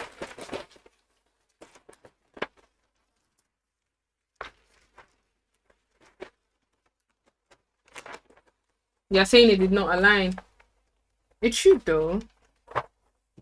Like mine is not even 100%. Like that corner is a little bit off. More or less, like that notch on this side, more or less is the same, but there are places that go a bit up and down. So it's not like 101%, but it's kind of like at like 75 in terms of alignment. I think what you can do, and that's the thing with having a whole pattern, is you can use one half of your front. As long as you've traced off your waistband, you have the front and the back waistband. If you've traced that off, you can actually use only one half of this pattern piece. So the beauty was having one whole piece though. But if you're finding that when you folded it like along this center front edge like this is not aligning, then use only one half of that.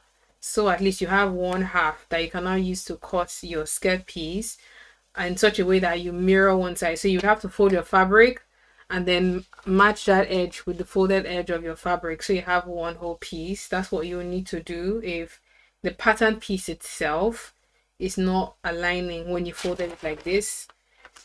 Yeah, I think that might fold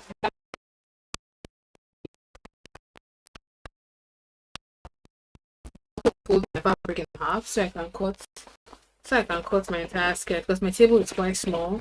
If I wasn't live streaming, I would have just gone to the floor because the floor has more space. But this table only has a limited amount. Very limited amounts.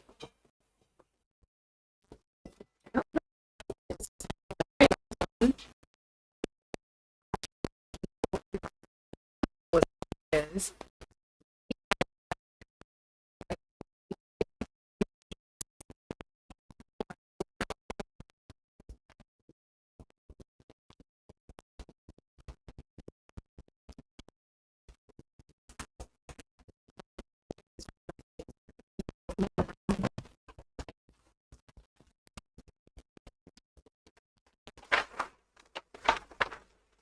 It fits. Praise the Lord. Hey, God.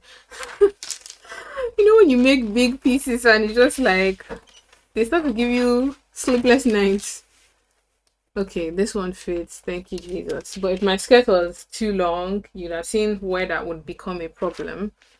But that is in there. I'm going to use this corner to cut my back waistband there. And I can cut the front waistband later on.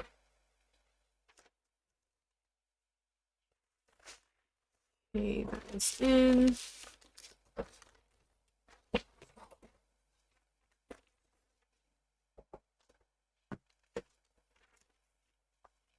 I'm just matching the folded edge of my paper with my folded pattern piece. Let's remove this ruler.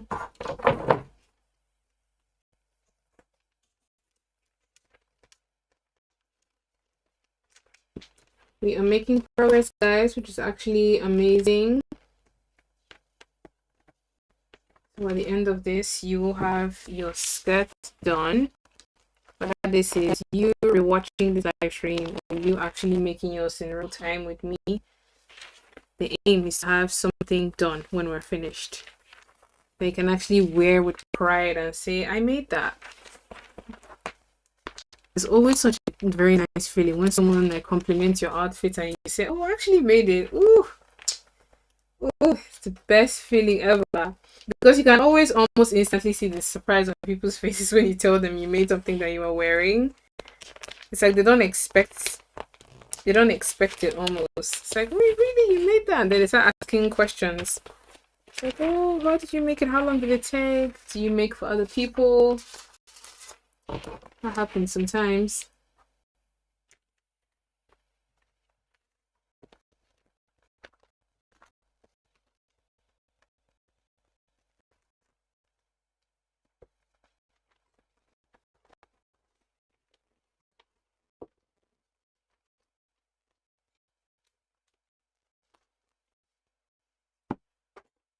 So I'm going to cut out the fronts so I can go in and cut the back, and then the remaining of the waistband is left. I'm just going to start from this area here.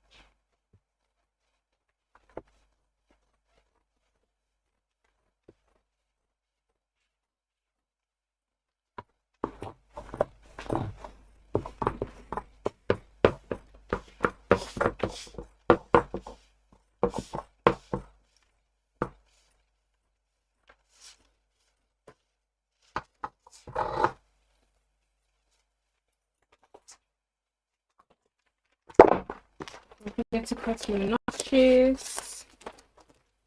I'm actually going to transfer this notch here because that's going to help me when it's time to stitch. So that notch there, particular bottom one, so the one in the center front edge and then the one here, I'm going to cut them because when I'm joining the waistband to this part of the skirt, oh, to make your life so much easier, I promise you. All right, main skirt is done. Going to set this aside so I can use that corner to cut with the front waistband, back waistband. We'll see.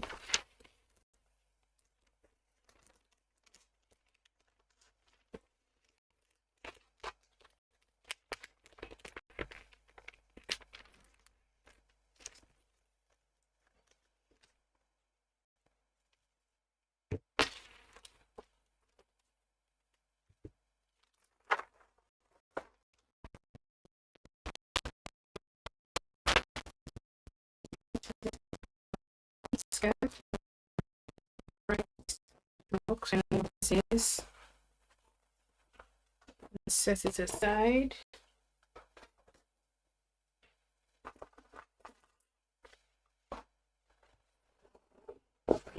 I'm going to use this corner here to cut the remaining waistband because I have this entire piece of fabric.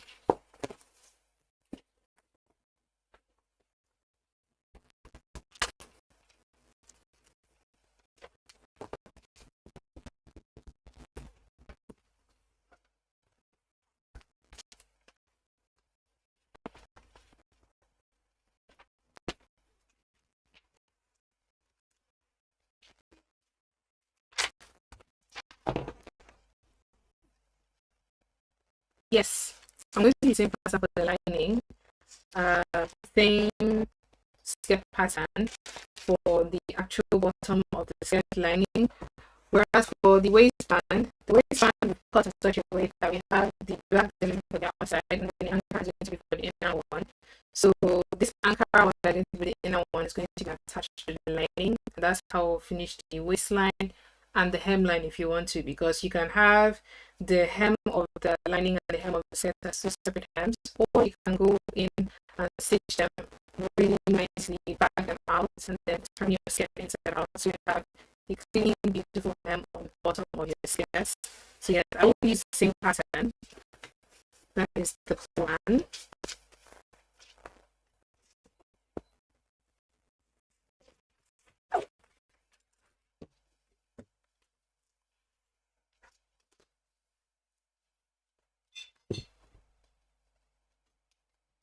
Just cutting, just pinning down this second set of waistband pieces.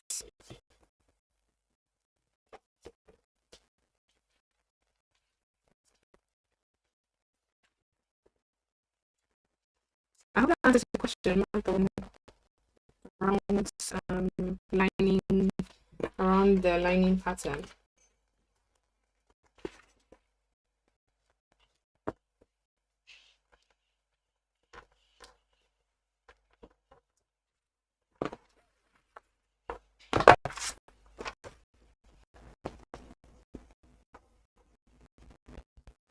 Oh, so let me answer that again, Magdalene. Your question is, will we use the same pattern for the lining of the skirt? And I said yes. We will use the same main skirt pattern to cut the lining in your lining fabric. And this waistband, we've cut two sets. The first set is in the black denim, and this one is in the ankara. So this one is going to be on the inside because I want them to contrast with the ankara on the outside. And then that's the pattern I'm going to use to cut the lining. This Ankara sets are going to be on the inside. It's going to be joined to the lining skirt, so the front and the back of the lining. So that's how the skirt is finished on the inside. So this edge of the skirt or the waistline is going to be finished by the waistband, and then the lining is going to be connected to these pieces.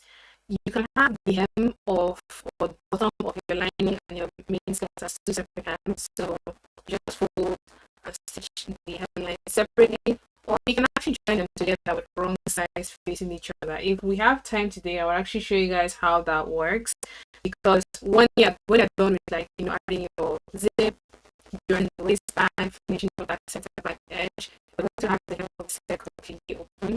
What you can do is actually connect the hemline with right sides facing each other, leaving a small hole or opening for you to turn the skirt inside out. So once you stitch both hems together, in that little opening, you will now turn the skirt inside out, and that opening you can hand tag, you can use fabric glue, or you can just top stitch, whatever method of finishing that you want to use. That's how I plan to actually finish the skirt. Oh, the connection is bad. Is it better now?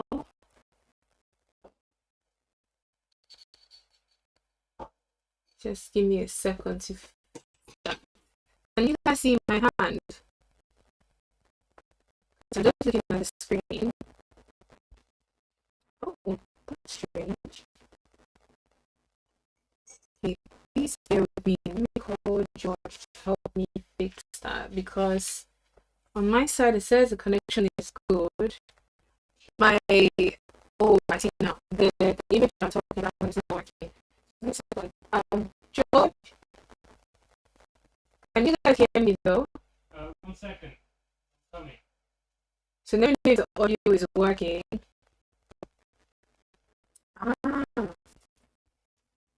It's strange. So the connection is, this one has frozen and my voice is coming in and out. Okay, so the voice is still going in. But it's like coming in and out. Coming in now.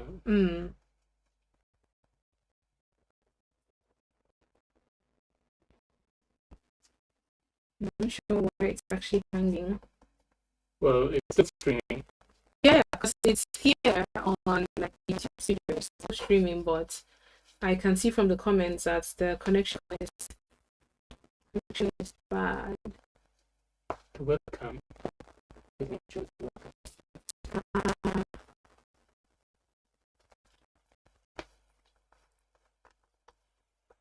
we're just fixing the issue. Please bear with me. Because of modern day technology.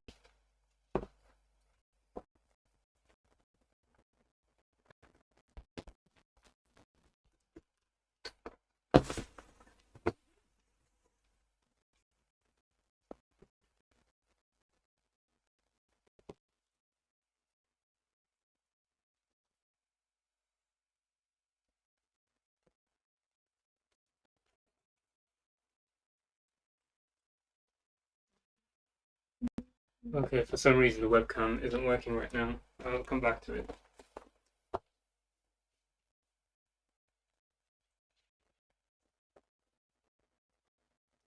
Can you guys hear me okay? Can you see my hands? There are two cameras on right now. One of them has decided not to work.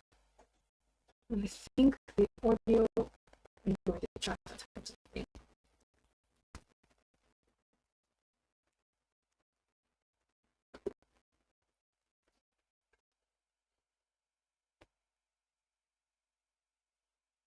Ah, okay.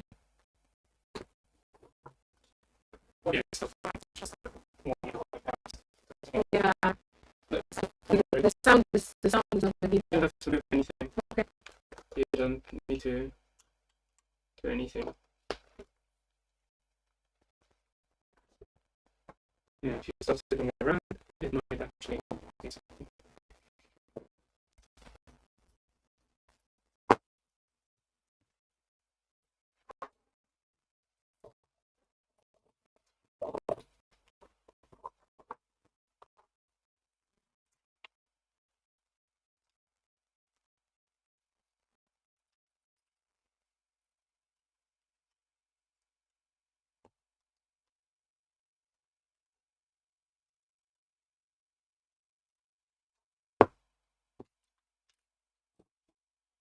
That works any better?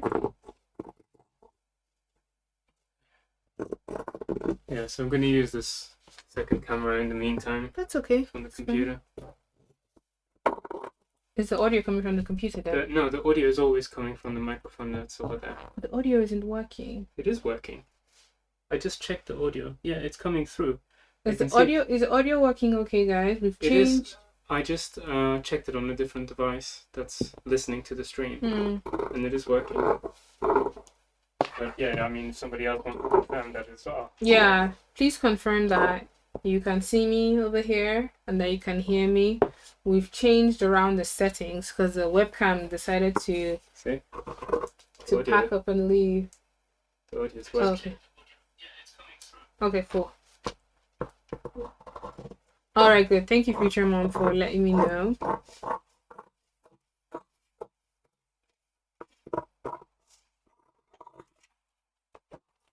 So hopefully this would work for the rest of the session. I don't know why this webcam stopped working. It's lived out its life. We need to change it. The webcam said, "I'm done. I'm done with this. I'm done with this." I've served you guys long enough. To be fair, it is a very old webcam. Yeah. It's quite old. So I'm just cutting out the rest of the waistband so I can cut the back. This is a very interesting angle.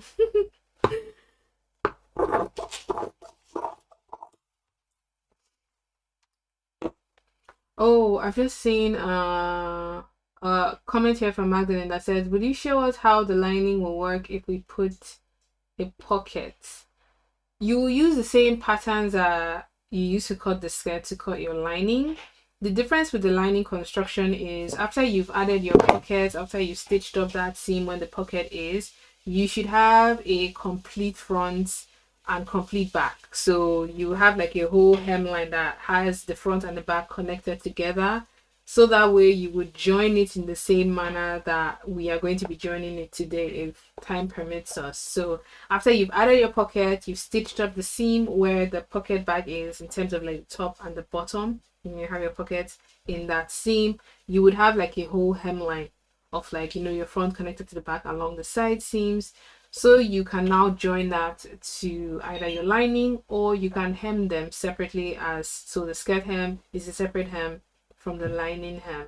That's how like the finishing on the bottom of the skirt would work if you were to add pockets. Does that make sense, Magdalene? Do let me know. Do let me know if you understood how I just explained that.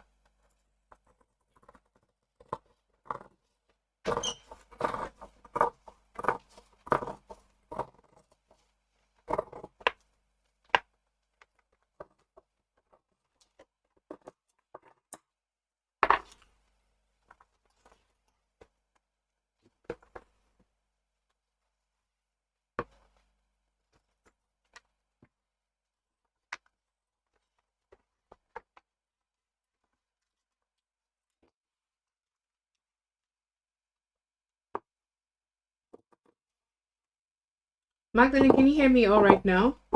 Because your last comment was the sound is not good. We've tried to move things around a little to The sound hasn't changed. The sound is the same as it was before. Yeah, I just want her to confirm that she can hear. Okay.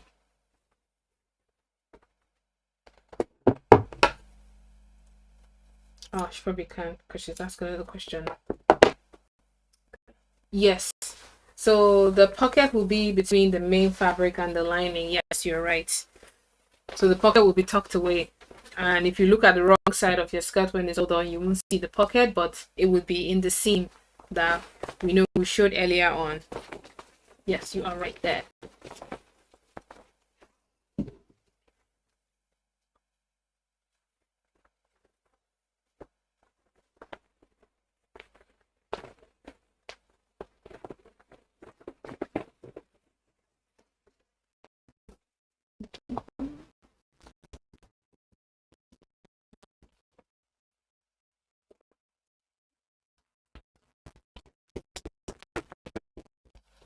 The other one. I have to keep using this one. That's okay.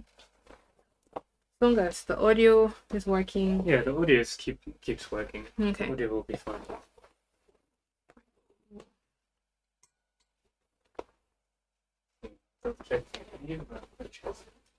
Thank you. Tech support. Oh my gosh. Necessary during live streams. Very necessary.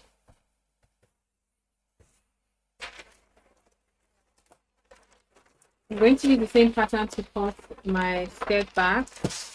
I just want to check that this piece here would work. Oh, it looks like it will. Good. Very good. For the back, I'm going to leave about a centimeter there for my zip, because this is my center front edge, so this is going to become my center back in the case of this back skirt. Just pin this down and pull it upwards.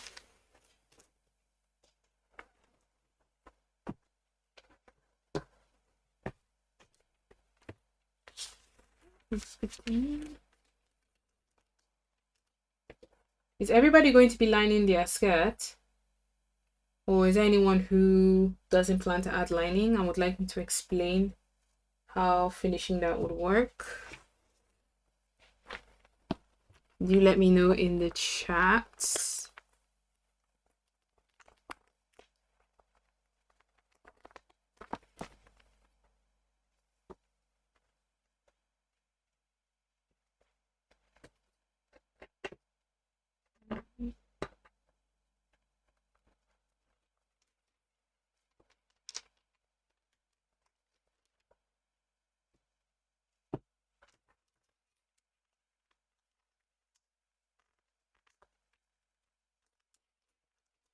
Okay, you'll be lining yours, Magdalene. Yeah, that's good. It's the skirt also has a very nice and beautiful body when it's lined, because it just drapes very beautifully on the body when it has lining. Also, if your main fabric is a little bit thin, I'll say adding lining is definitely necessary. So you have some covering underneath, and if you live in a cold country, you can also wear the skirt later on in the year if it does have lining. I mean, when I say you can also wear it, I mean you can also wear it if it's not lined, but I think lining just gives you extra warmth. Extra warmth as you wear it.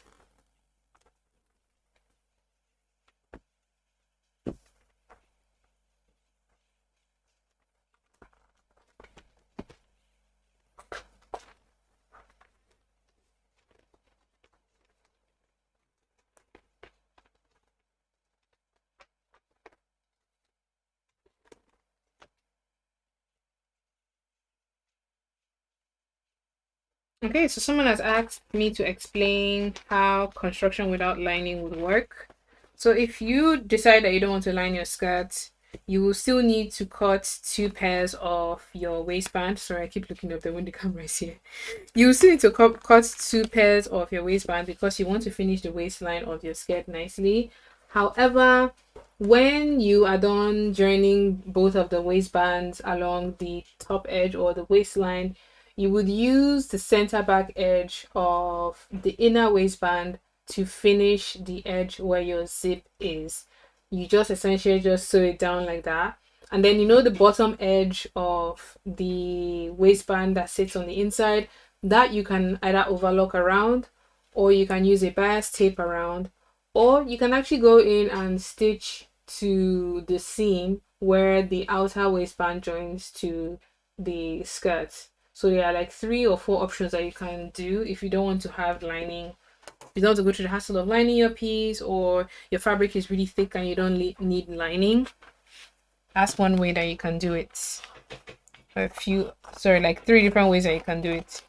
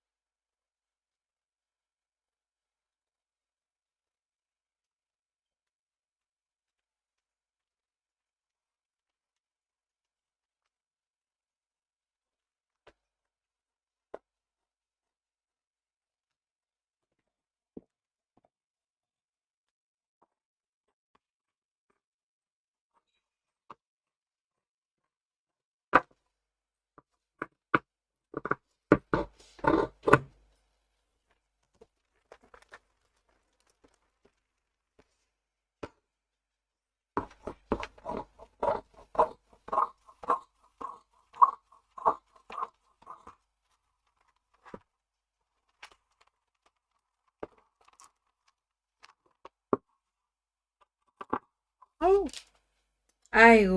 see me forgetting that I need seam allowance here.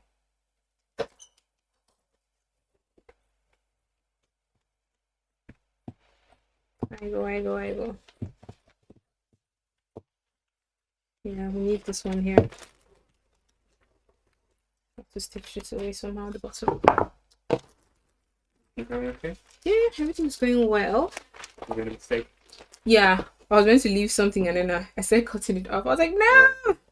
You can rectify, I'm sure. Yeah, I can rectify it.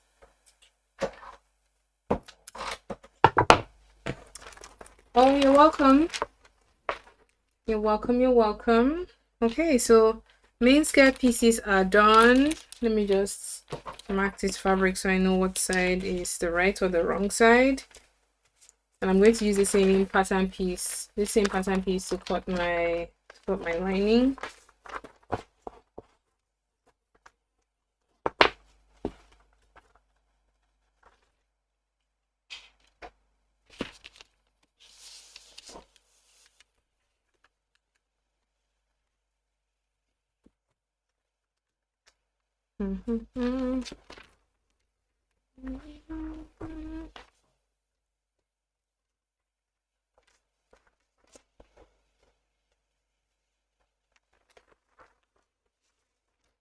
Happiness, quick question. How are you getting on? Because the last message from you was about your pattern not aligning when you folded it. Were you able to figure that out, or are you still with us? Just checking in. Just let me know how you're getting on, okay?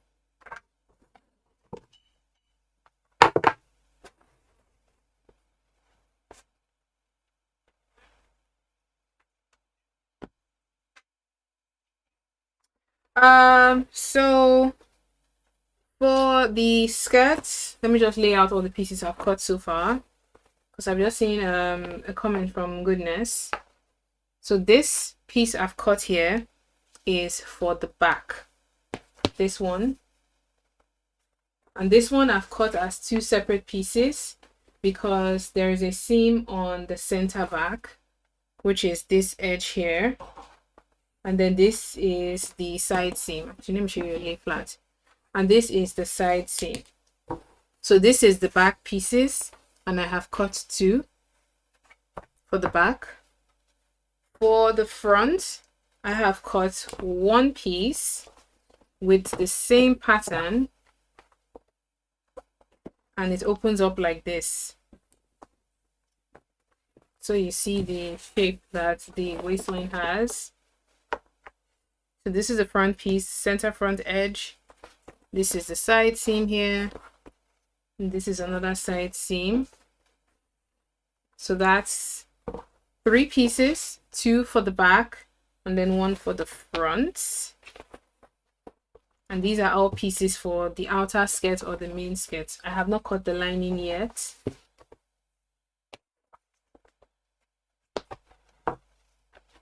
For the waistband,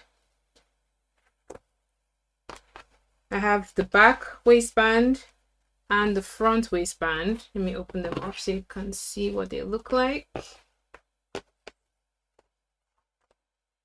I can just leave this one folded. And the back waistband, you need to cut two pairs off because you would need another set of the waistband to finish off the waistline. Now, I have one set in denim and one set in Ankara because I didn't have enough denim to cut two sets, else I would have just cut both of them in denim. So that's this other set of the back waistband, and then I have another front waistband. So there's just one piece in Ankara and one piece in denim.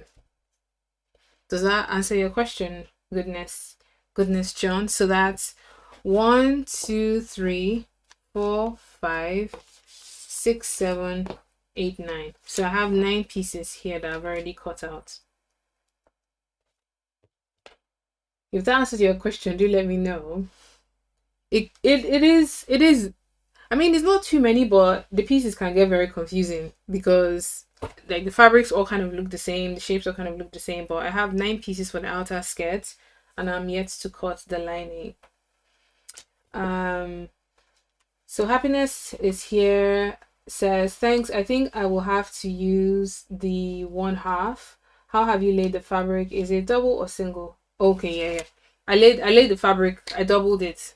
I doubled the fabric, so I cut the front on a fold and then I cut the back as a pair. So yes, I did double the fabric when I was cutting it. All right, ladies and gentlemen. So I'm gonna cut the lining so we can have our break. So I think we all deserve like a good 10 minutes just rest point. The line I'm just going to use simple black satin. Mine is just here.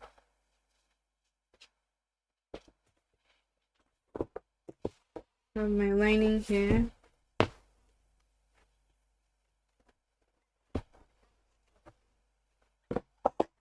Glad I could answer your question. Goodness. And please do ask. If you're not sure about something, please ask. Or rather you ask than be unsure, and then when you make your own skirt, you have a mistake that you're not quite sure how to deal with. So please ask your questions if you have any. Okay. All right.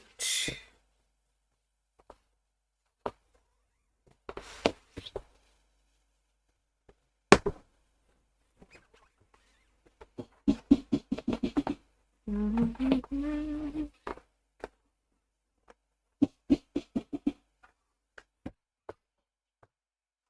going to use the same pattern to flip up my lining as well. Please pray for me that it will be wide enough. Put me your prayers. Oh yes, it is. Okay, I just need to pull. I just need to push it a little bit. Okay. So I've doubled the lining. This is 2 layers here. And then this edge is on a fold. I'm going to cut the front lining first. I'm gonna lay this down. Wow, it's just enough. Hey, wow. It's like proper playing Tetris. Okay, it's literally just enough. You just match edges before I start pinning things down.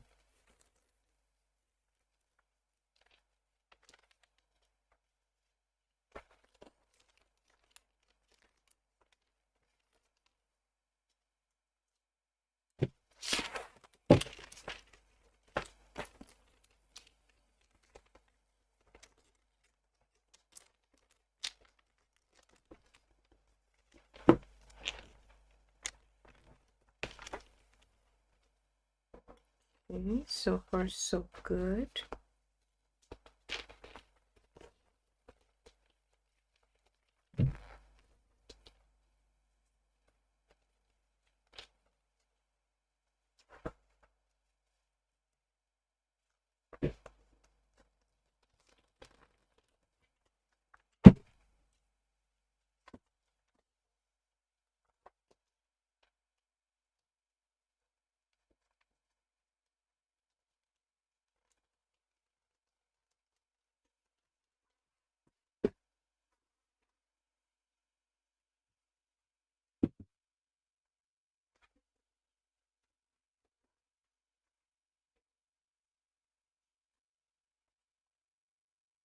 All my pins bent. I need to buy stronger pins. Everything is bent. Oh god.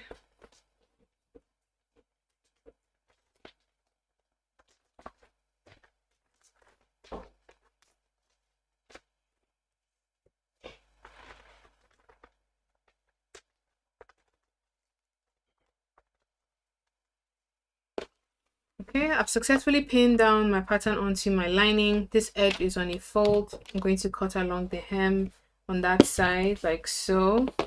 And then I'm going to cut along the waistline in this area. And then the side seam on this top area there. So I have one full piece for my front lining. And then like we did with the outer skirt, I'm going to use this same pattern to cut my back lining. But I need to remember that on that center front edge that is currently on the fold, I need to add a seam there. So I have measurements that would allow me to actually stitch the zip into the back of the skirt.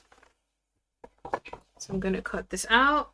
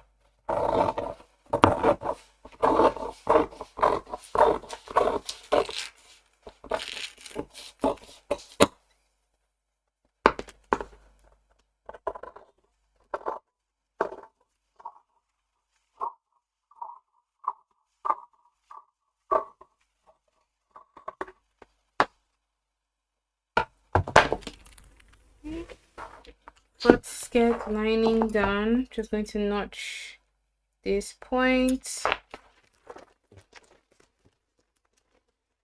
I'm going to notch the center front edge on this corner as well.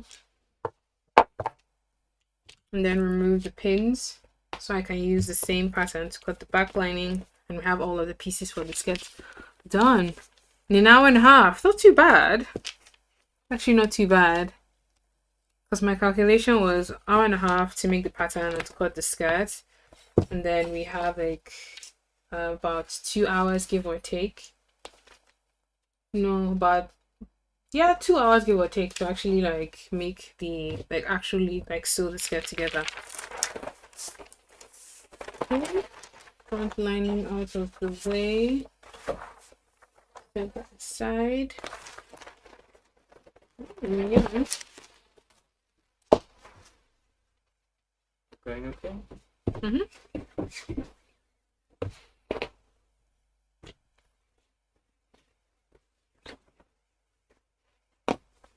The inner layer. Yes, this is the lining. The lining of the skirt.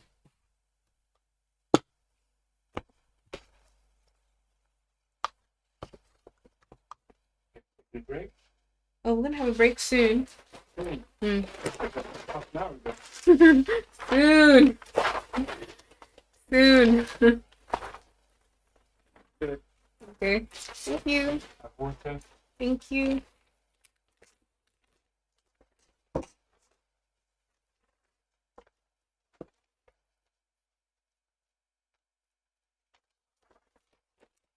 Don't forget to add the seam allowance on that center back edge when you're cutting your lining if you're using the same pattern piece like I am.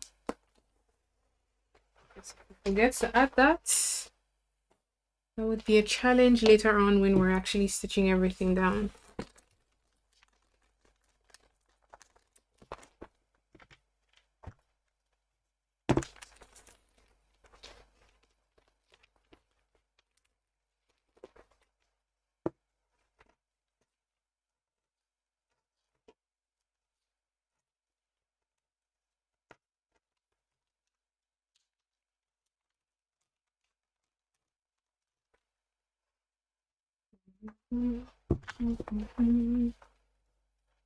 Generally, do you guys prefer to do patterns before you make clothes, or do you just like freehand, the freehand technique? Do you prefer that? Because I find that some people prefer to just cut freehand and they kind of understand how freehand cutting works. I'm just amazed whenever I find people who can actually do that, because it takes a very great level of like confidence and clarity to just cut straight onto you prefer freehand. Goodness, wow, deep respect, honestly. Like, and I mean that in real sincerity, because if I'm trying to style I've not done before and I cut freehand, hey, I am certain I will waste fabric. But there are some people who actually just know how to just turn things around, and I'm just like, wow, please show us the way. Because if it's something maybe I've done, like if it's a style I've made like, I don't know, 6-7 times, and I understand how this like certain parts of the garment are shaped, are turned, I might be willing to risk cutting it freehand.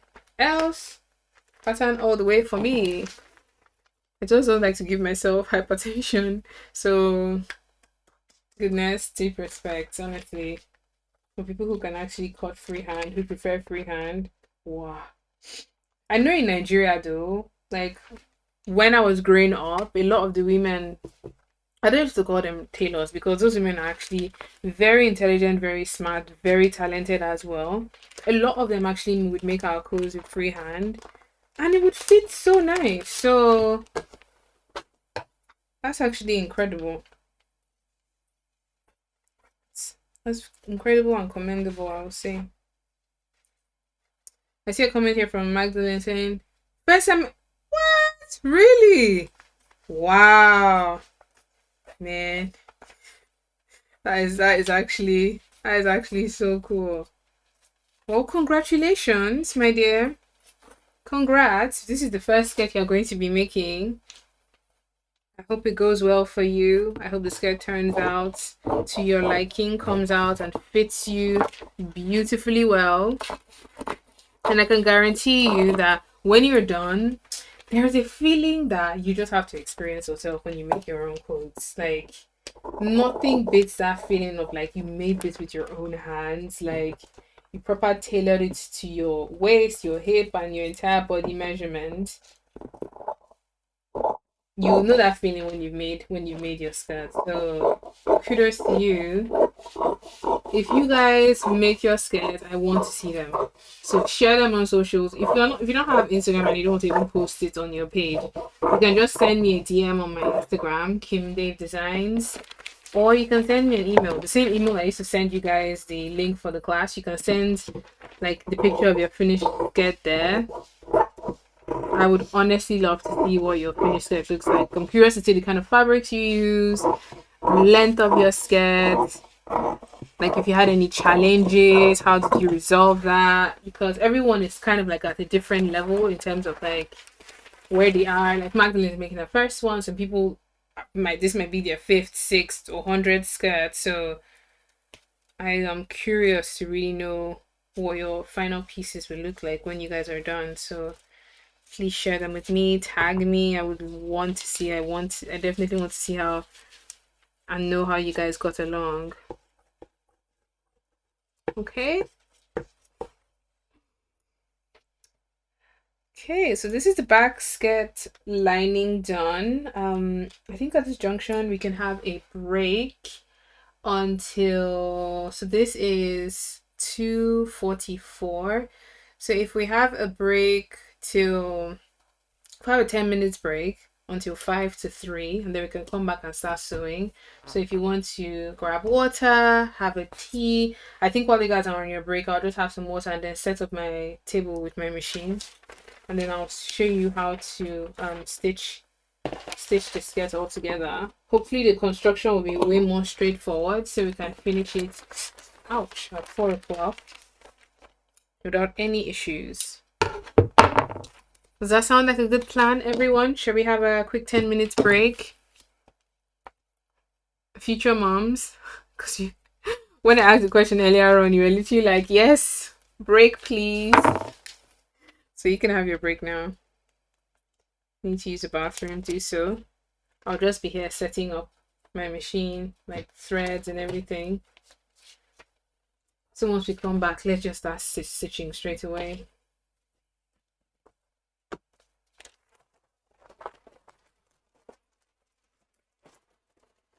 So lining is done.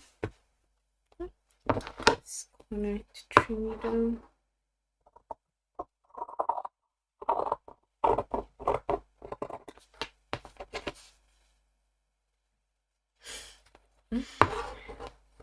Enjoy your break. See you soon. Once it's 5 to 3, I'm going to start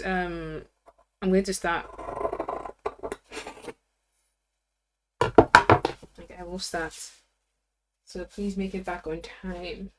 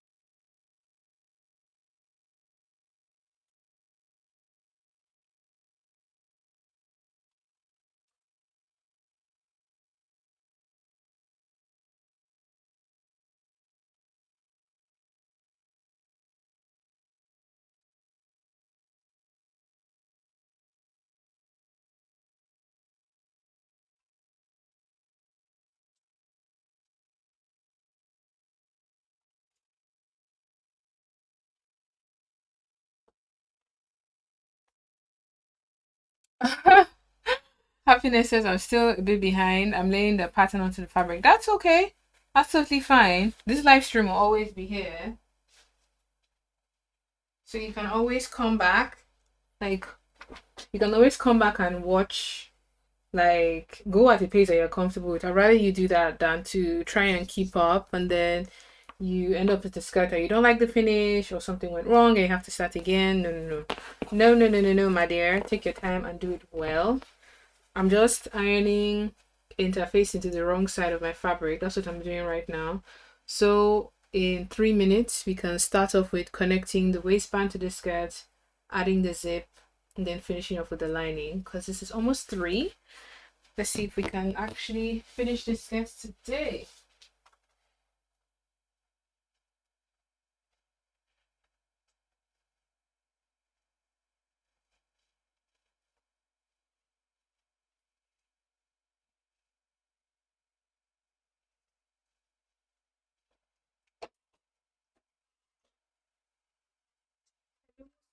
Hello. Mm-hmm.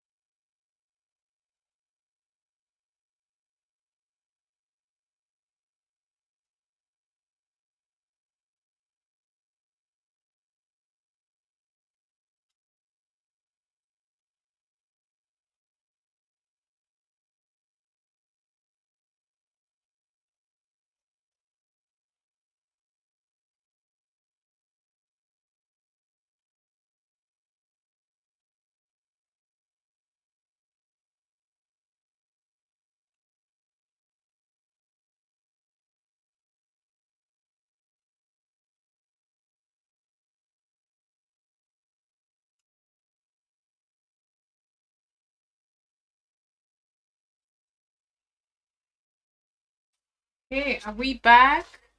We back from our break? It's 5-2.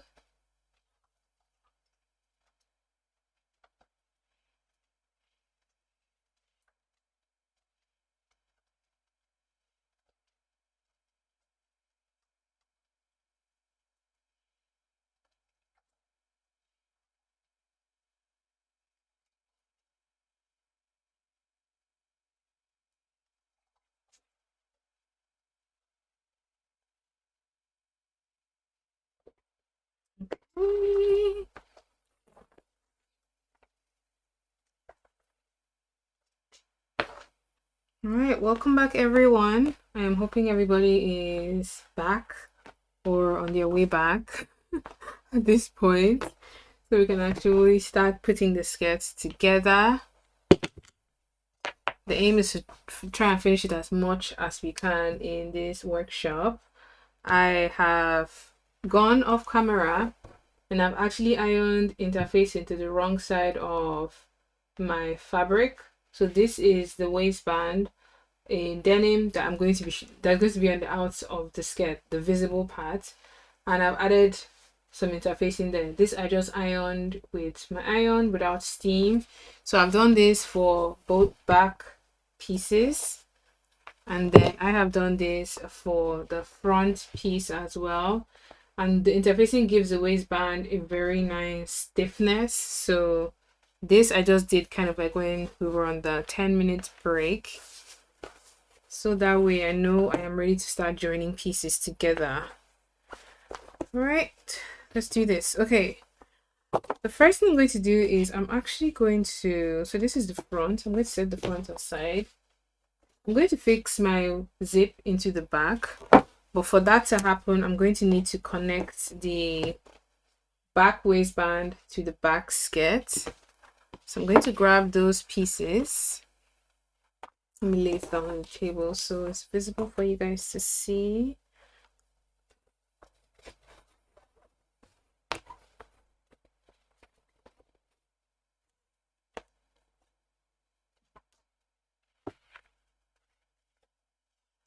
So I'm going to connect this waistband to this seam here on this side. So this side is going to be connected to this side, and then this other side is going to be connected.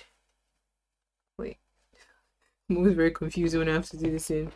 Where's the wrong side of the fabric? Yeah, to this side like this. So let me start off with this side.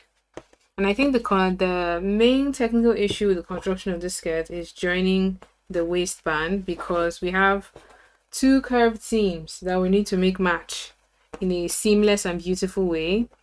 So I'm going to start off with the edges like that.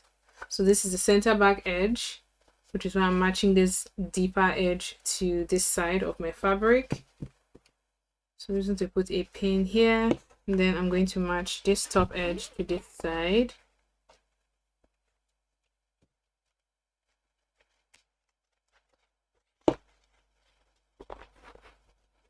I'm going to look for that notch that I made, because that notch is going to make putting this skirt together a lot easier. Here we go.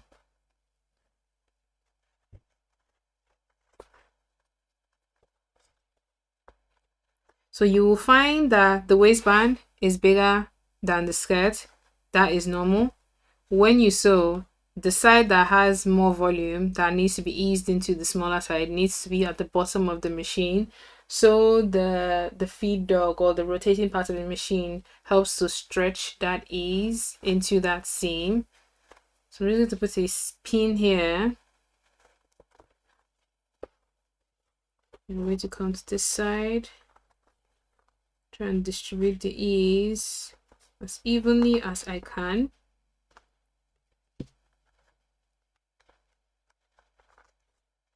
So that's this side pinned in. I'm going to grab the other side of my back waistband. This side is going to go like this. This I'm going to join in this way. Start off with the corners first. And then if you have any notches, match the notches, because the notch will just guide you in terms of like what point should be joined to what when you're connecting two pieces together. Where is it?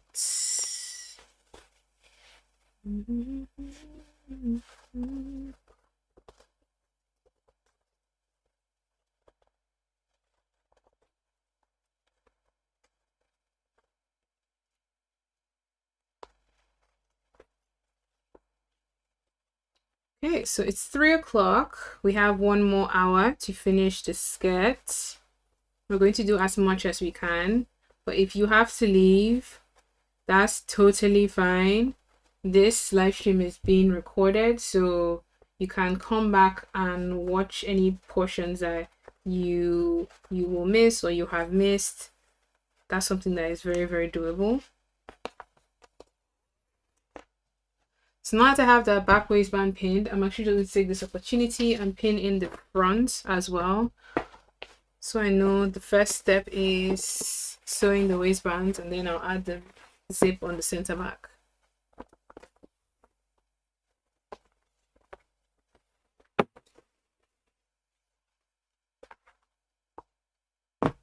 Okay, set you aside.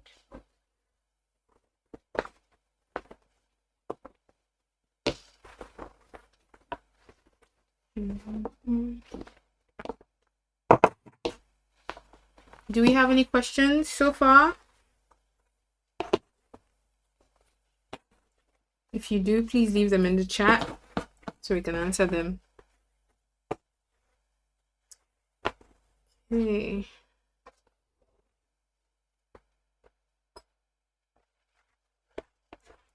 So the front waistband is going to sit in here like this, and I'm just going to notch points together. Center front to center front. With right sides facing each other. Let's just be sure this is the right side of my fabric.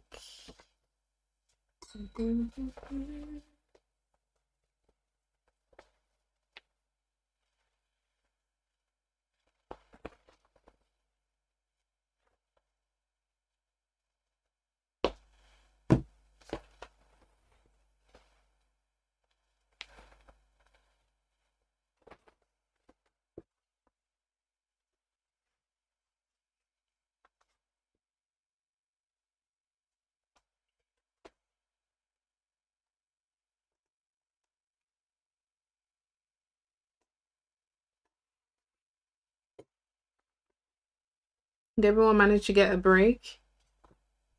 Even if it's just water or bathroom break.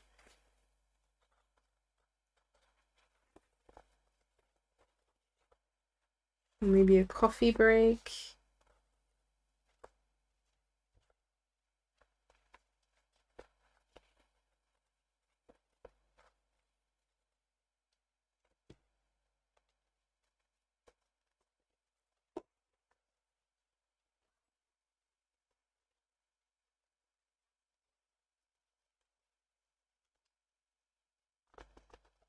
I mentioned earlier on, you would notice that the waistband would be a little bit bigger. And for that, distribute the ease as evenly as you can, and then as you stitch, you stretch for the points to match. Because it's a curved seam, the fabric does have a little bit of stretch along this area here, so it is very doable. Very, very doable.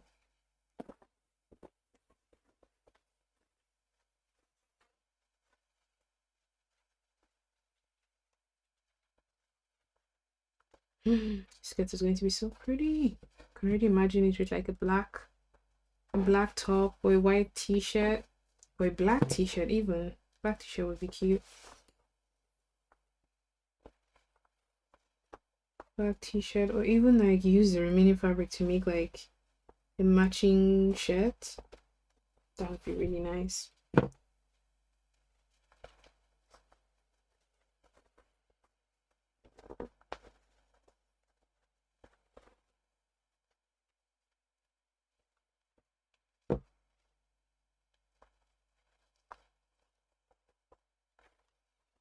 Okay, so the entire front waistband is in. I just pinned it in.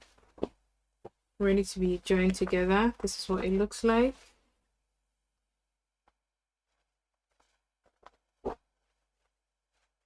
All right, now that that is out of the way, I'm going to actually bring my machine up here so we can start sewing.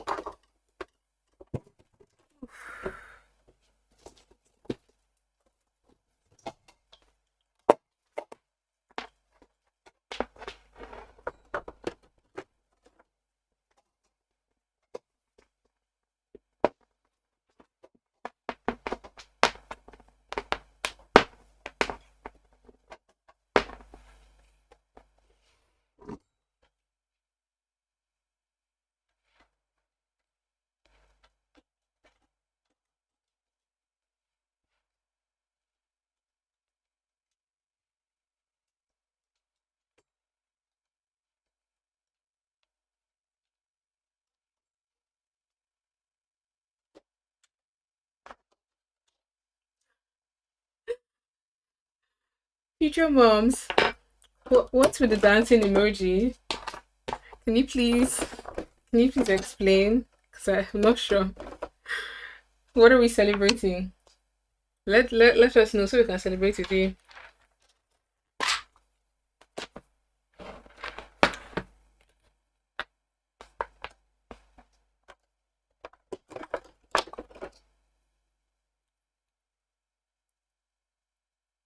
Let us know. Let us know.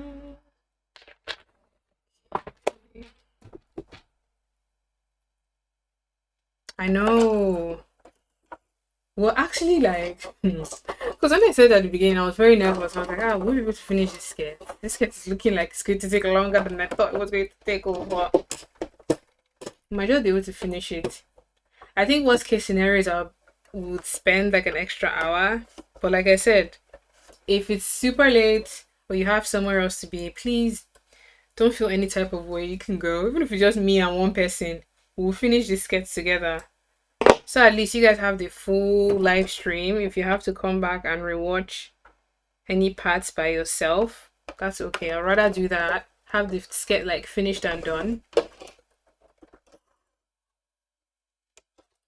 Yeah, so far so good. We've been managing time really well because we have what, 52 minutes to sew everything up. Let's do this. Okay, let's sew up the waistband. Let's sew the waistband to the skirt. Remember to put the side that has a waistband at the bottom. Just make easing that part a lot easier. Where do we send pictures of our finished? Please send me a DM if you have an Instagram account at Kimdave Designs. You can send a DM there with your finished skirt, or you can send me an email. You know the email that I used to send you guys the link for today's virtual workshop. You can send a picture of your finished skirt via email there, so that way I see it and I feel proud of your work as well. Okay, I'm going to start sewing. Remember to ease things in.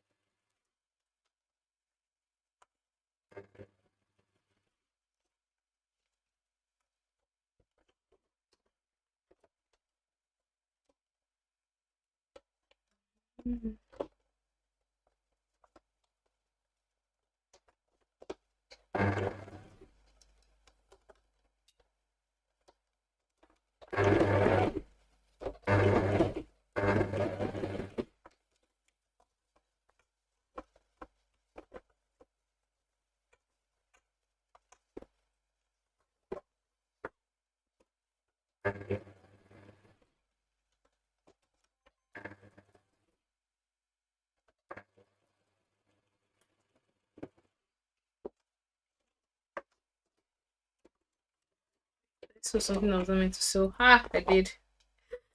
Ha ha ha ha.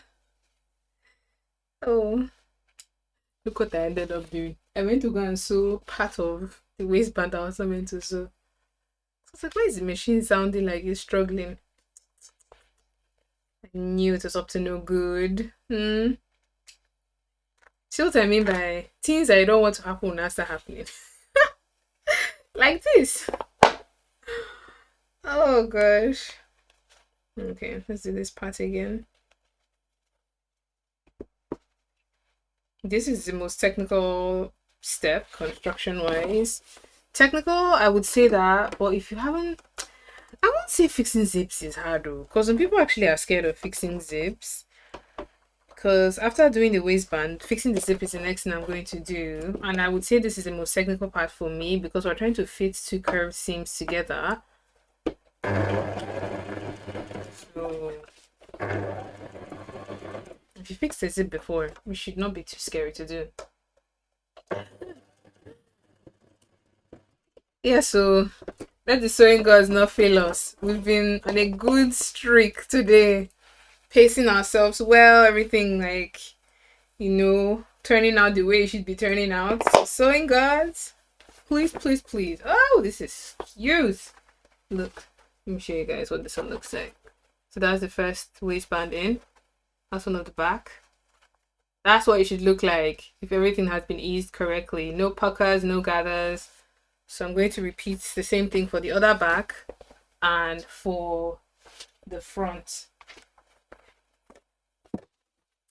I feel like there needs to be, the soundtrack for Fast and Furious. It needs to be playing in the background now. Don't mind me. Just jokes. Just jokes.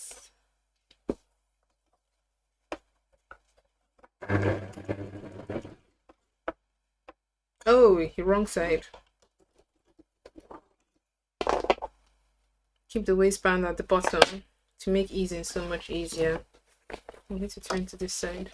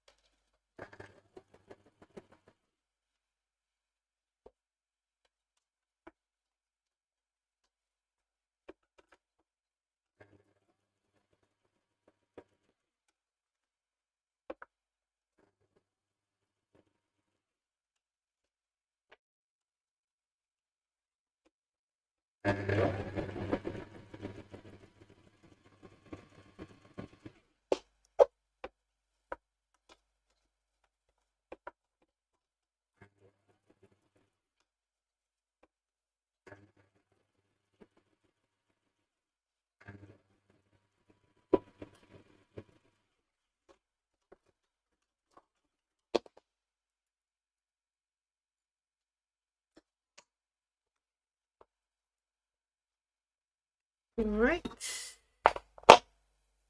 Next up is the front waistband to be connected to the front skirt.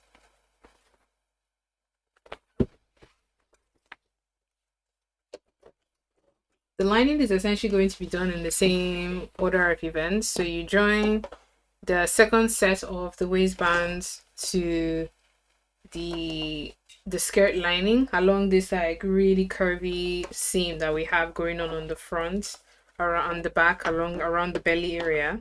So you connect it together the way we're doing this main skirt now. So you have full front and full back ready to be joined.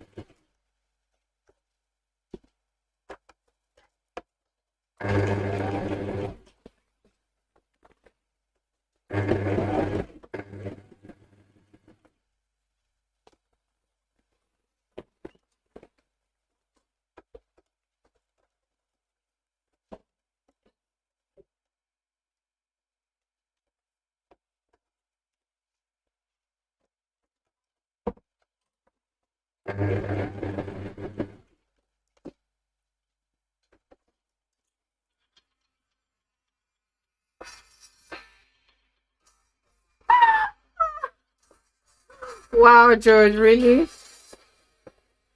You did not actually come to play that song. Wow. You know this is going to give me copyright strikes, right? Wow. God, you're actually hilarious. We're getting close to the end now. Yeah, yeah. We're reaching the end. Is it fun they came and actually played the song? What will I do with you? This man. Oh Lord. Yes, that's the kind of banter that George and I have. Oh, Lord have mercy.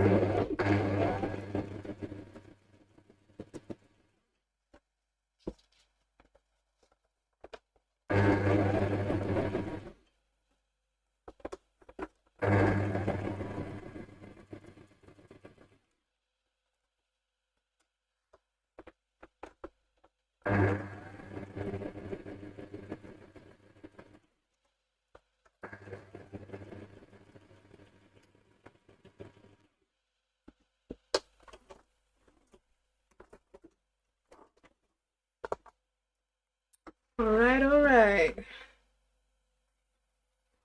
Okay, I'm just going to change the footer on my machine to the zip footer. That's the difference between the main footer and the zip footer. The zip footer is a lot narrower. It's this one. So it allows me to stitch very close to the teeth of the zip. And this is great for invisible zips as well on my domestic machine.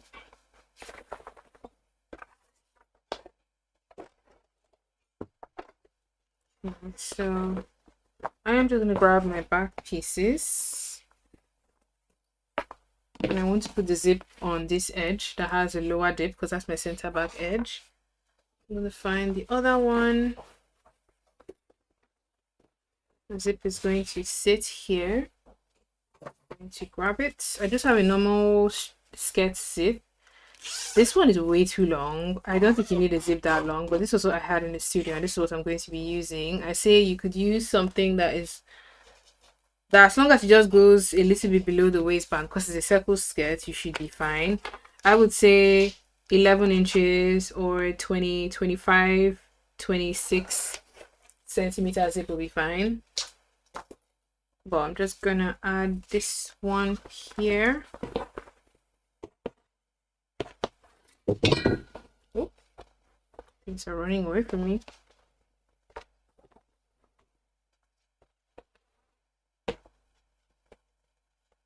At this point, you can give your piece a press if you need to iron things flat. I'm going to iron afterwards. I think I want to fix the zip first before I go off and iron anything.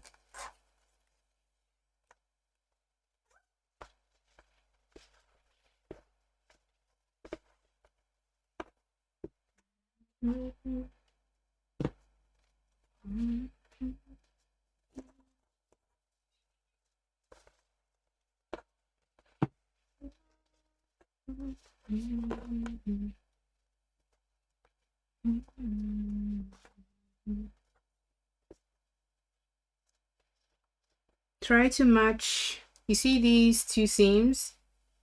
Try to match them along the zip. I hope I'm able to match mine. It's always very satisfying when you're able to match it because it just makes such a beautiful and clean finish on the back of the skirt. So if you can, try and match them. So that will just make for a very nicer finish.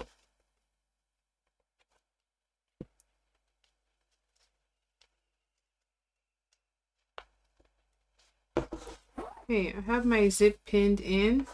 I'm going to stitch the zip up until this point, so I'm just going to put a pin so I know how far I want to stitch this zip. I'll chop off the rest and then stitch it in such a way that the zip head doesn't come off. But I'm not going to stitch from here to here. This I would not be using.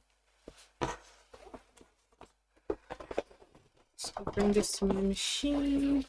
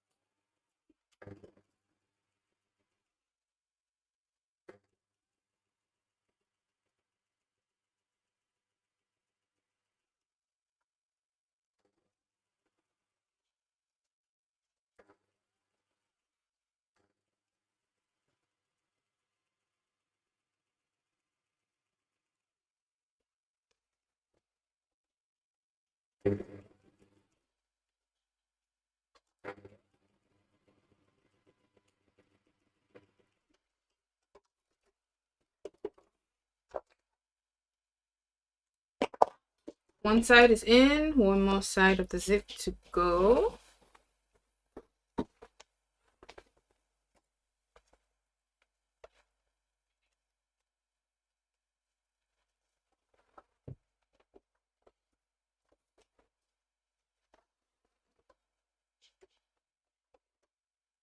I do have I think I have a tutorial on my channel on how to like stitch invisible zips in. So if you're not sure of how to actually sew a zip, you can go check out that video if it will help you.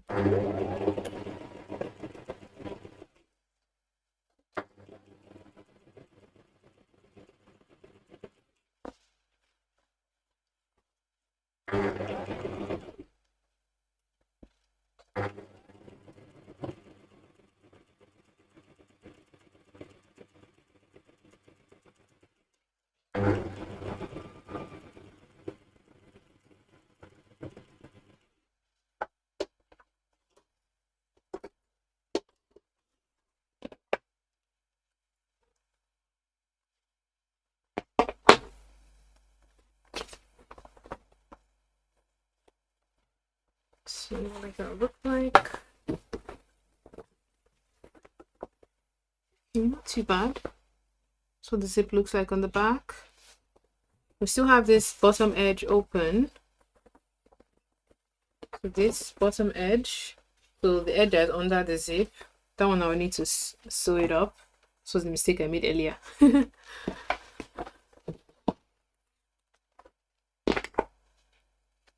So I'm going to stitch from this edge all the way down to the bottom. I'll try and stitch a little bit more in so I can stitch away from this edge that I chopped off by mistake.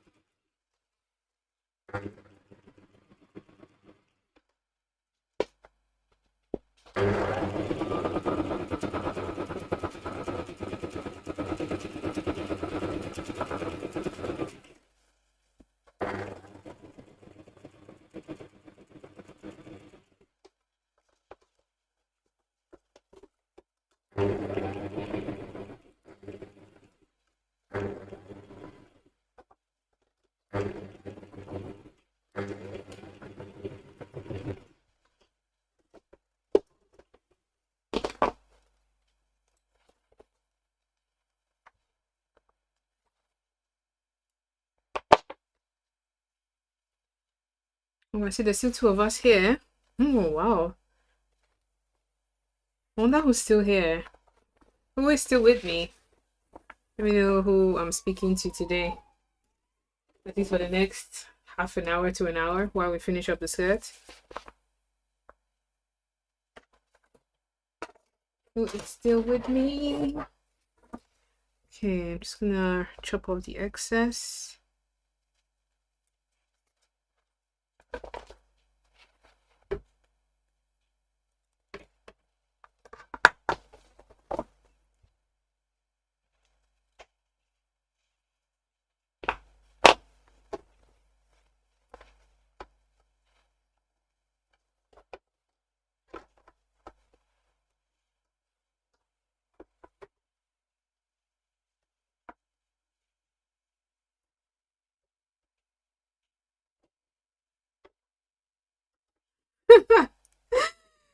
I see you, Happiness. You're still here.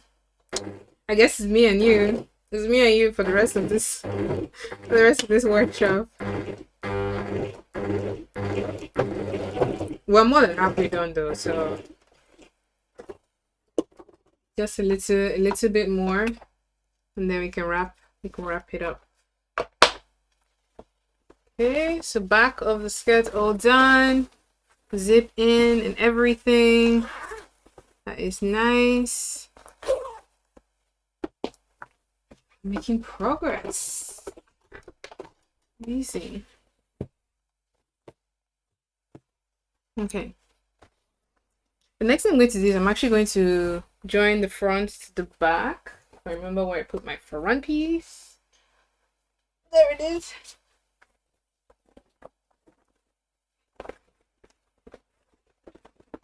So I'm going to join them at the side seams.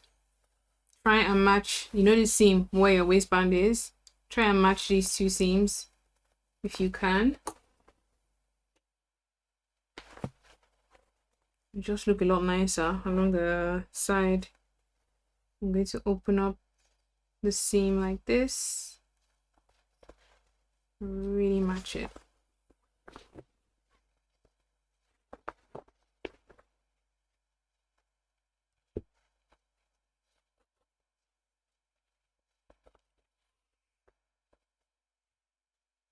Oh, that's good. Happiness.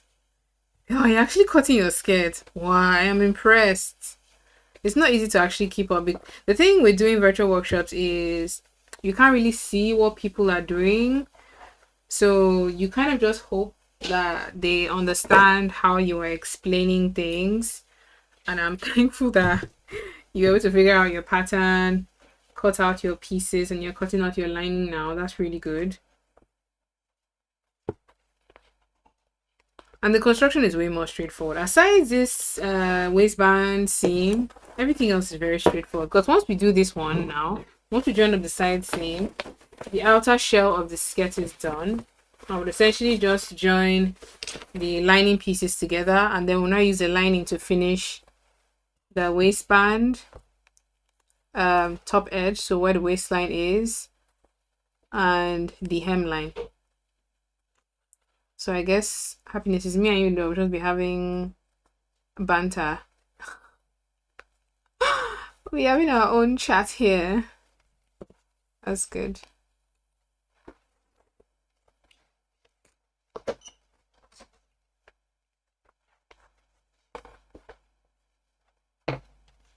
Are you done? Almost. Actually, I'll say I'm like 60%. So you're not done? No. I'm not done. Okay. I'm not done, don't worry. I'll be done soon.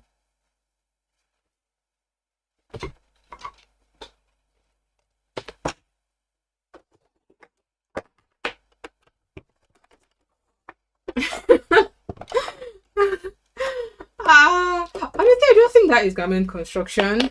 Making clothes is just a game of Tetris. Like, you just need to know what part goes where, how you need to bend the part for it to work in a way that looks good on the body. But you are absolutely right, Happiness. Making clothes is playing Tetris on a grand scale. If I can find what I just pinned up now, this is what happens when you. There you are. There. Ah, I sure know I'm taking this skirt with me on holiday. I'm taking it with me. And if anybody should even give me a compliment, yes, I made it. Yes, I made it myself. And I'll say it with so much pride.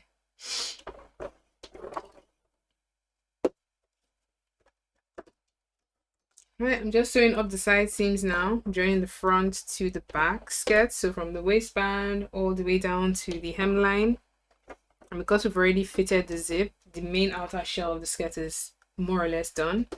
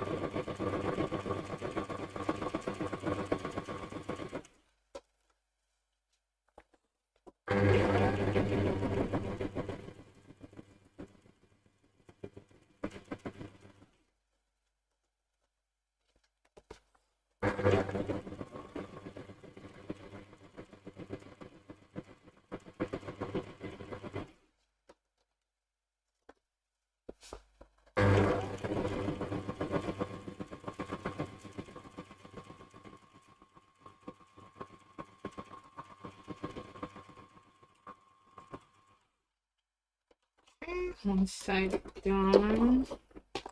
And I'll move to the other side now.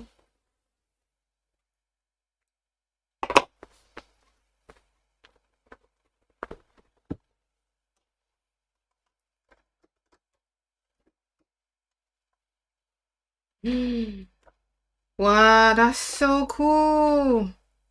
Jealous. They're going to see the Barbie movie this week. Actually, I want to go see. Oh, there's a comment here from Magdalene. The black inner circle attachment, will it be easy being a V shape than circular shape? Hope this question makes sense.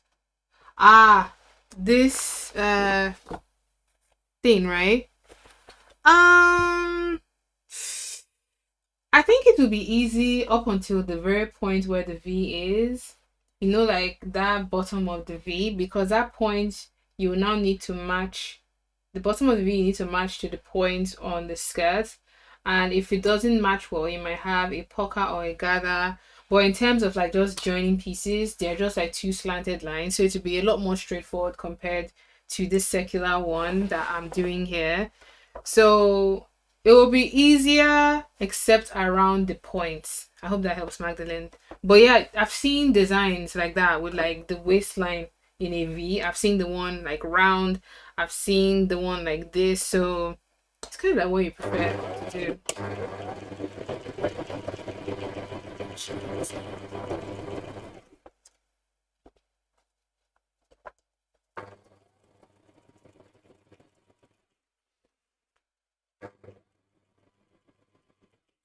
Happiness is saying, I'm off to the Barbie movie this week, which I hopefully will be debuting my new skirt. Obviously, it's bright pink.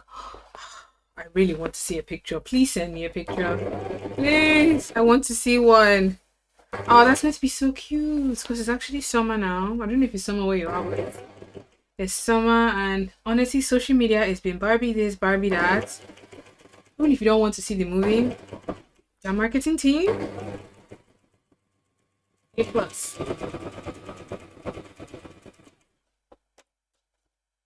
You're welcome, Magdalene. I'm curious to know which shape you choose at the end.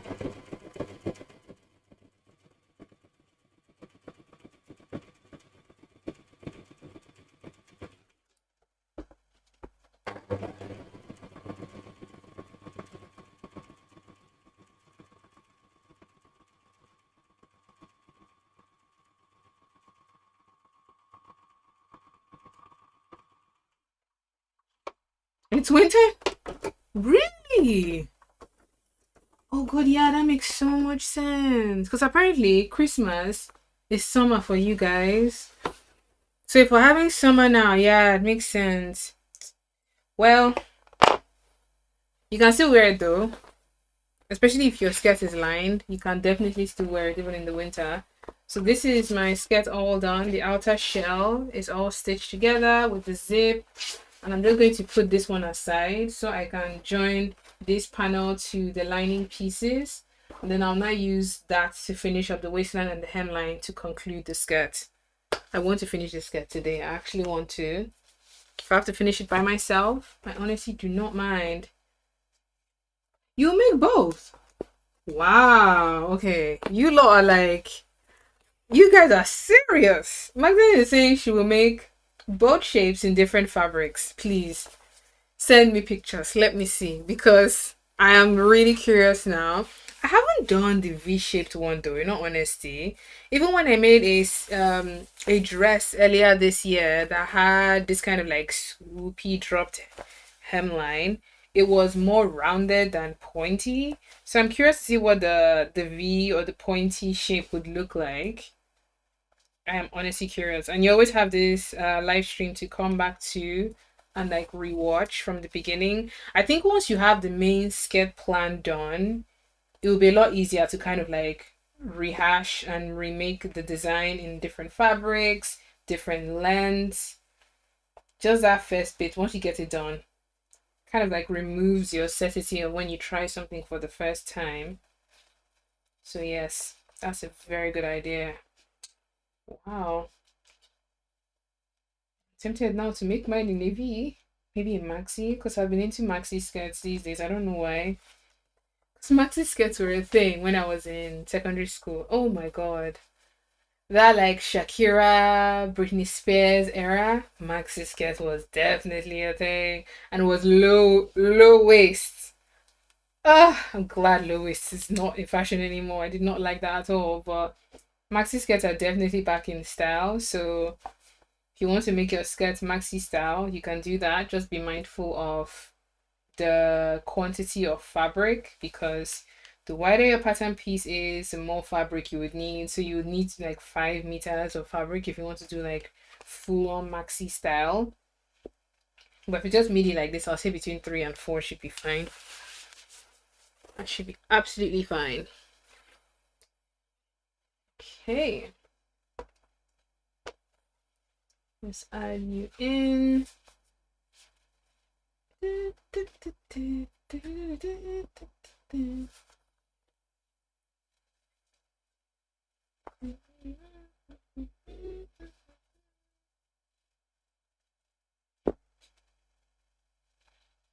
Time check. Wow, it's not even 4 years. That's okay. This is good. This is really good. This is really, really good. In the words of future mom, we've managed time very well. We've managed it really, really well. I'm just working on the lining now.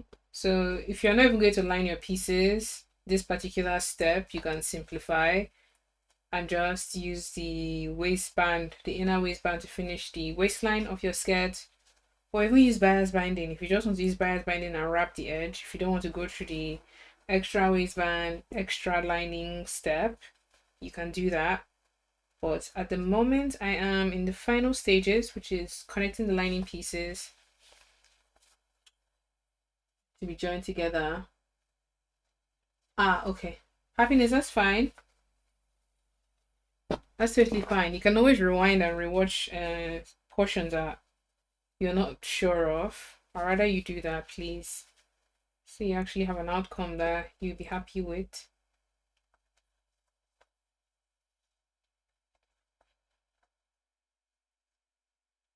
I think what I would do after, I'll say maybe like Monday evening or Tuesday, is I'm going to add timestamps because I think that would make it very helpful because it's going to be a very long recording. At this point, it's how long is this now? This is 1 hour and 43 minutes. So might end up being like 4 hours when we're done. So I think adding timestamps would be very, very helpful. So you can just jump to sections that you actually want and are interested in.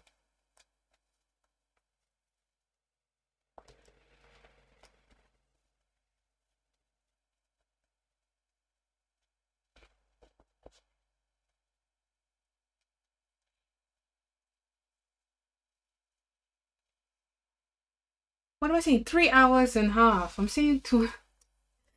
I'm looking at the wrong part. It's been 3.5 hours. My apologies. Because I was like, wait, I feel like we've been here for longer. It's been 3.5 hours. I was looking at the wrong time, the wrong clock. Okay.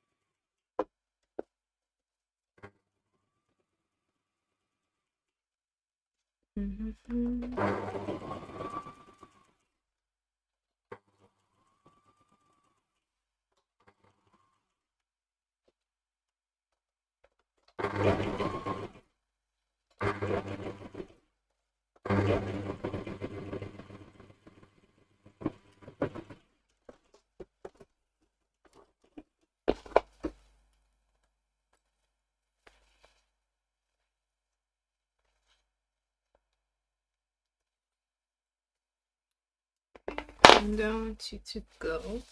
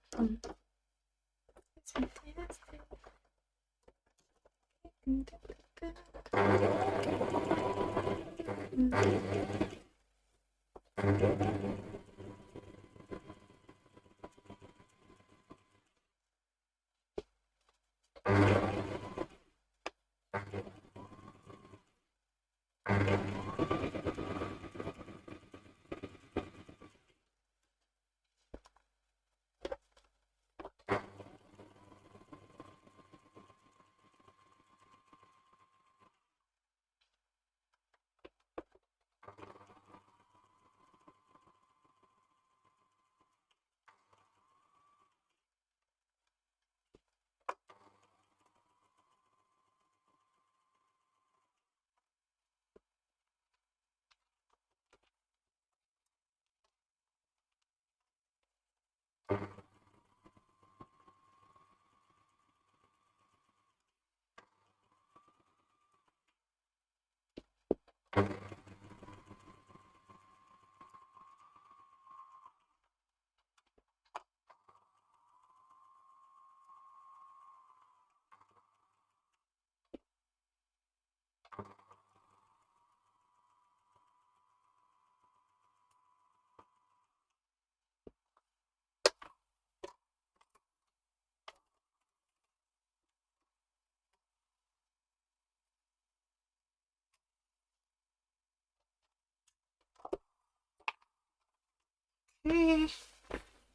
I'm done with joining all of these top panels to the bottom bits of the skirt. I'm just going to sew up the side seams like we did for, the outer skirt. So the side seams, we want to join the shorter sides and then have this longer sides on the center back or the center front edges.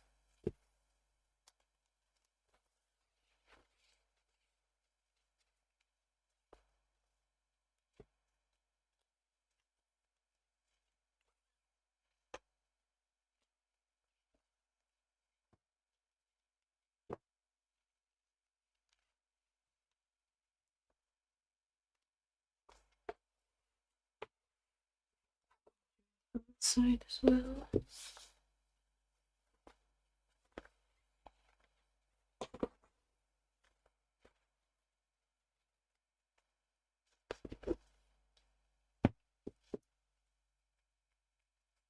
If you're still with us and you have any more questions, please leave them in the chat. We are getting to the end. I would say we have like 3-4 more steps to finish the skirt. Because once we join up the side seam, we'll use the waistline of this to finish the waistline of the skirt. We use the hemline of this to finish the hemline of the skirt. And then we close out the center back edge. So I'll say like 4 more steps. And we are done.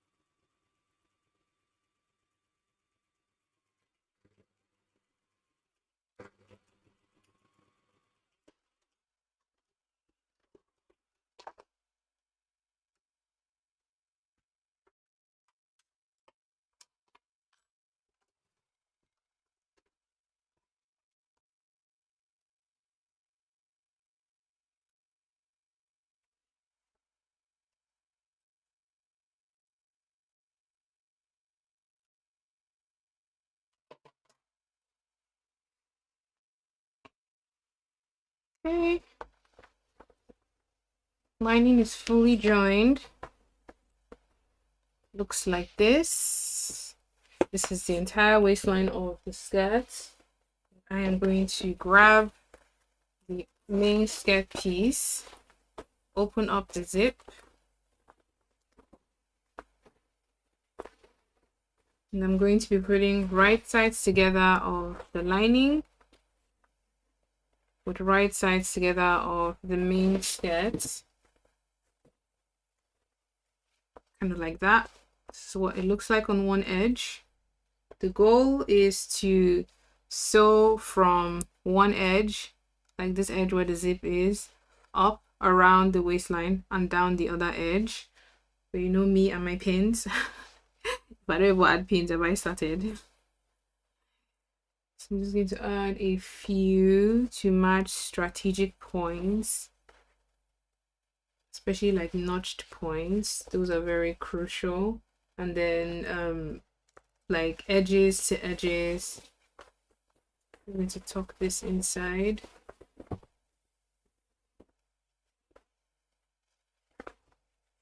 Side seam to side seam. Open up that seam if possible.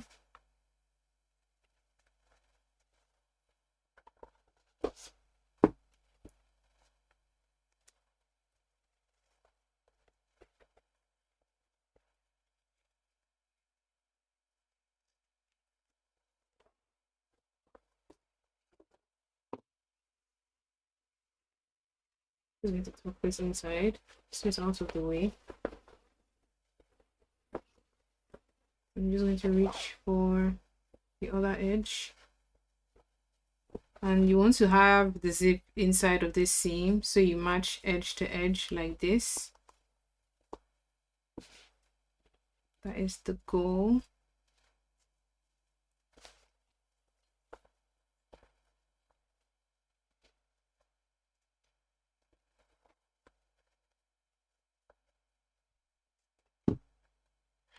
We're almost done, guys. Oh my god. Wow. We actually made this skirt in less than 5 hours. Wow, at this point, it's less than 5 hours. Like, we did pattern and everything. That's just so cool.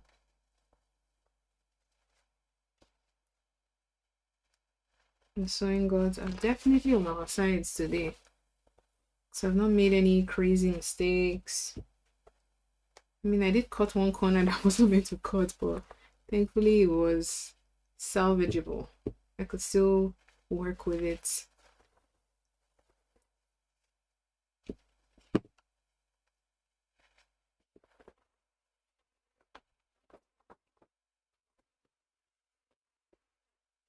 Here's a closer look of what the waistline of the skirt looks like. Right sides together, this is the lining, this is the main outer skirt.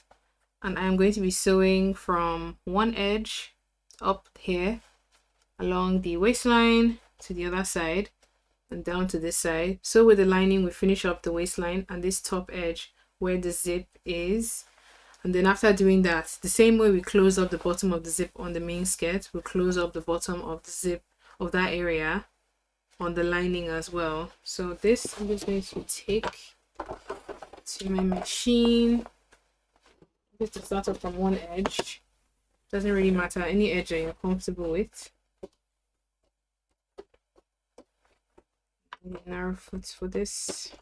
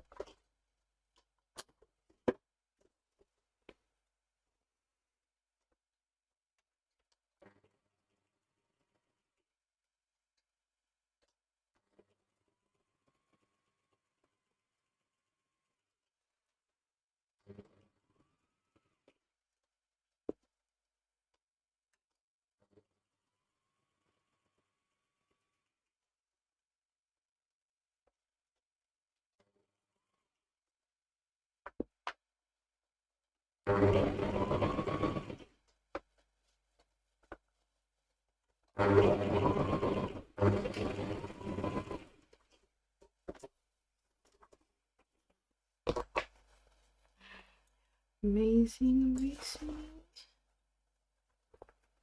Just gonna trim down these corners, this top back edge corners.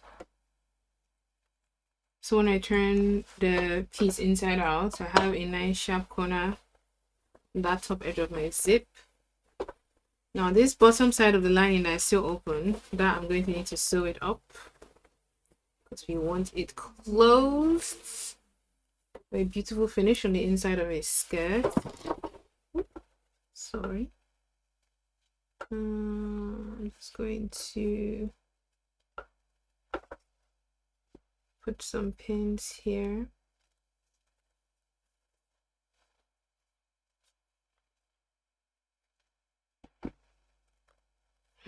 This, and then one more step and we're done.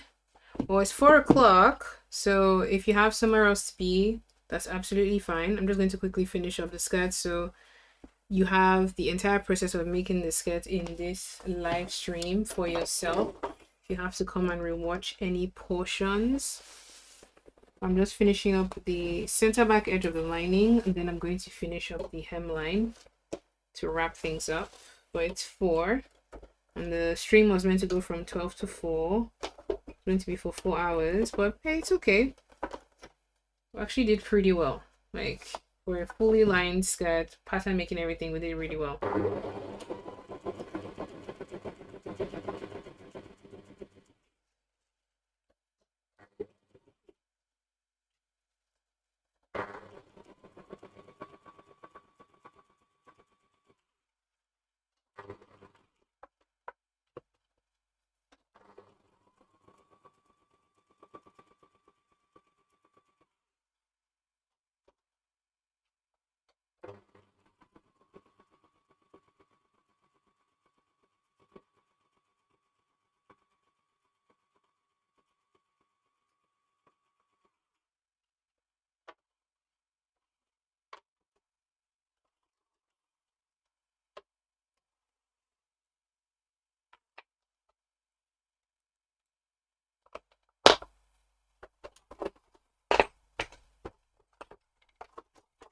Let me turn this inside out. See what it's looking like so far. Just need to pull out this part that has the actual zip. Put this in.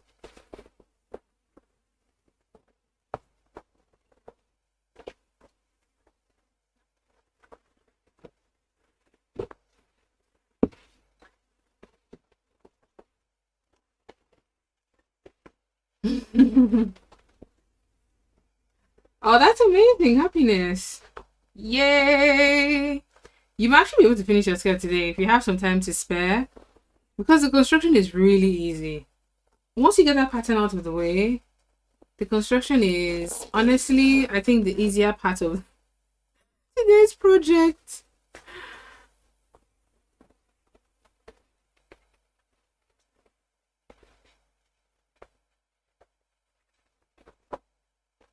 Right, this is what my skirt is looking like. It needs a good press. Maybe a hook here. Or remember to turn your zip, this thing down, so it prevents the zip from undoing itself. But this is what the skirt is looking like. Oh, so pretty. Oh my god. Yes. I mean, it says, yeah, I'm in too deep now. I know what you actually mean. That's how I feel right now. Because initially I was like, oh, I'll just stop when the time is up. But now I'm so committed to finish this skirt. I'm like, I will finish it. Because for me, I only have the hemline to finish. So this is what I meant by you can finish the hem of the main skirt separate from the hem of the lining. So if you fold this and stitch it and then fold that and stitch it separate, you can have two separate hemlines for your skirt. Or you can sew them together. Now let me show you how joining them together would work. I'm just going to find a corner where there is a seam. So that can be like my starting point. If I use this corner as my example corner, just trim down this extra fabric.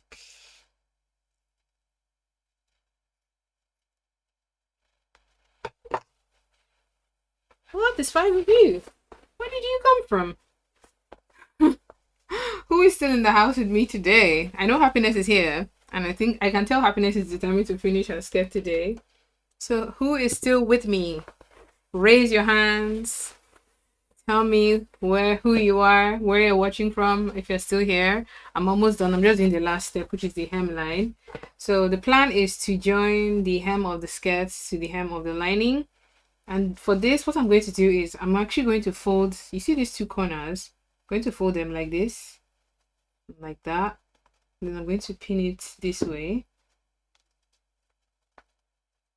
This part may be a little bit confusing, but I promise you, if you do it well, you just get a much nicer finish. Then I'm going to turn it like this.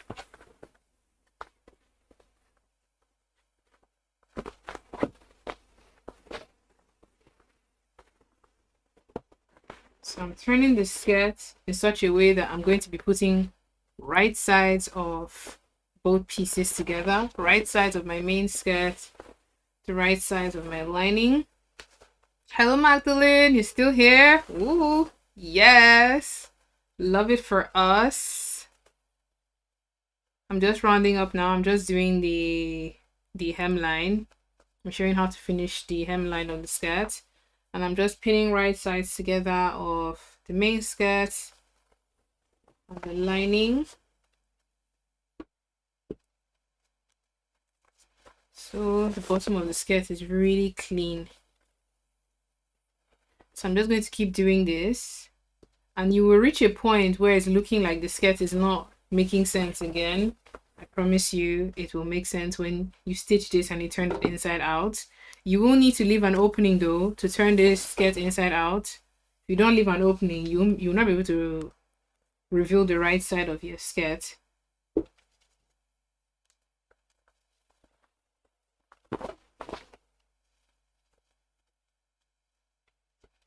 I'm just going to keep adding pins. And because it's a circle skirt, there's a lot of material to stitch through. But just imagine how pretty whirling in this skirt would be. Oh, like moving in circle skirts is so satisfying. There's just something so like very elegant about them. Like they just move with your body. And then if you use like a fabric that has very good fluidity, maybe like a satin cotton or a silk that flows really well when you like turn in it. Ah, it's really satisfying, I promise you. I see a question here from Magdalene saying, any future sewing plans coming up? I do actually. So in terms of tutorials for my channel, I like to plan my tutorials in advance. Wait, I can't even see you guys. This machine is blocking me. There, so much better. I have like 4 projects lined up for June and early August. I'm going to be doing like a twist. There's this very interesting style of top where the neckline looks like it's twisted around. I have wanted to try that design for so long. I think that's going to be my tutorial for next weekend. I'll just use it as a top, but it's a style that you can make into a you can make it into a dress, you can add it to the top of a jumpsuit. I've seen it everywhere. So that's something that you could possibly like experiment with. So that's like my upcoming project for this weekend. I think the weekend after that I might be making a swimsuit. I'm excited. I think I've only made like 1 or 2 swimsuits on my channel. So I want to make another one. I will be showing how to make the pattern, how to cut out, how to stitch everything. In terms of virtual workshops, I don't know what to do for August, in all honesty, because someone was saying I should make this a monthly affair, like one weekend, one day every month, just have like a virtual sewing thing. But the problem with that is I never know what to do. Like I never know what to make. It's like I don't. The project cannot be too complicated. That's the issue because you only have what 6 hours tops before people start tapping out. So it has to be a project that is interesting, that has people's interest for them to be willing to sign up. So if there's a particular garment that you think would make for a fun summer project, please let me know. Like leave a comment now or send me an email because at least that way I kind of know what to do. That's kind of like where I am in terms of like future sewing projects. So I'm just making things that I want to take with me on my holiday. This is what the skirt is looking like, by the way. It looks like a big clamshell, like this.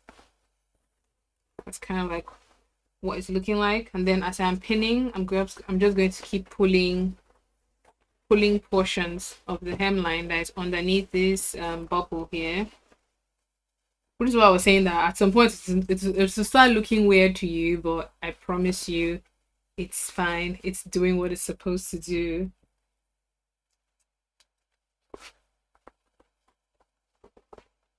I just need to get to the beginning point of where I started pinning. Because if I find the beginning point, I know how wide of a hole that I can leave. Where are you? Ha! There you are. You thought you could hide from me? No, no, no, no way. Okay, I'm gonna leave a hole that is like this wide, so I can turn my skirt inside out.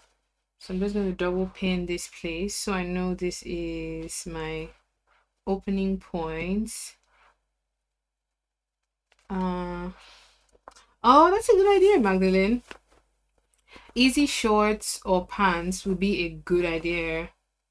That's actually true. I think I have done a pair of trousers with elasticated waistband. I think it was like palazzo and I did it last year. I haven't done shorts. So you have a very good point there. And shorts in the summer, why not?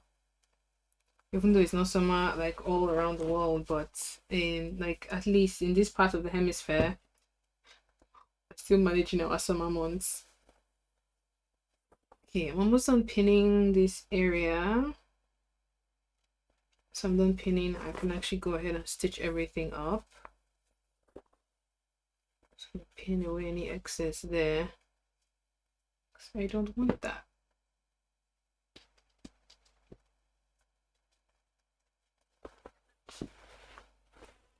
Okay, so I've pinned the entire length of the hemline, and I'm going to start from one of the edges that I double pinned, and I'm going to sew all the way till I get to this other edge. You will find that when you get to some points, it will be hidden underneath this side. You just need to pull it to reveal that side of your seam. So if you sew and you find that, wait, there's nothing else to sew or it's being cut somewhere, once you pull it, it's kind of like a circular tube at this point. That's what this looks like right now. So you just need to like pull and adjust as you go along. Oh. Next line of duty is finishing up the hem so you can call it a day. There's still 4 of you here. Wow. I thought I'd be by myself by now. I know Happiness is with me. Happiness wants to finish her skirt today. She wants to finish her skirt. I'm going to find somewhere to wear mine too. Do I have anything lined up this week? I think I need to take myself out on a solo date. I haven't done that in a while. I like to do that every now and again. I'll just take myself to a nice cafe, buy coffee, take a book or my laptop, just go there by myself, no reason. And I really enjoy doing that. I need to do it soon.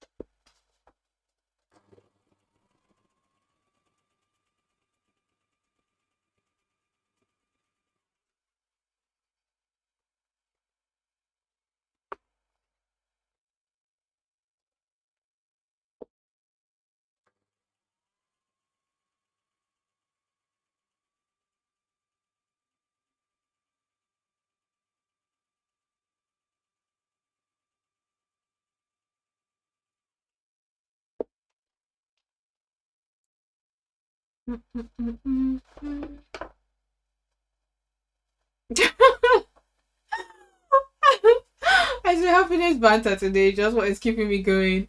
She says I might do that tomorrow. Actually, treat myself like that tonight. About girl, yes, I support that. You actually totally deserve it. Treat yourself. Ah, I just want to finish this. I'm almost done. Once I do this stitch, close the hole with either my hand or top stitch. The skirt is done basically. So another like 10 minutes, 10-15 minutes, and I'll be done with this skirt. So we did really well for time today. Like honestly, I'm proud. I'm proud of us. Very proud of us.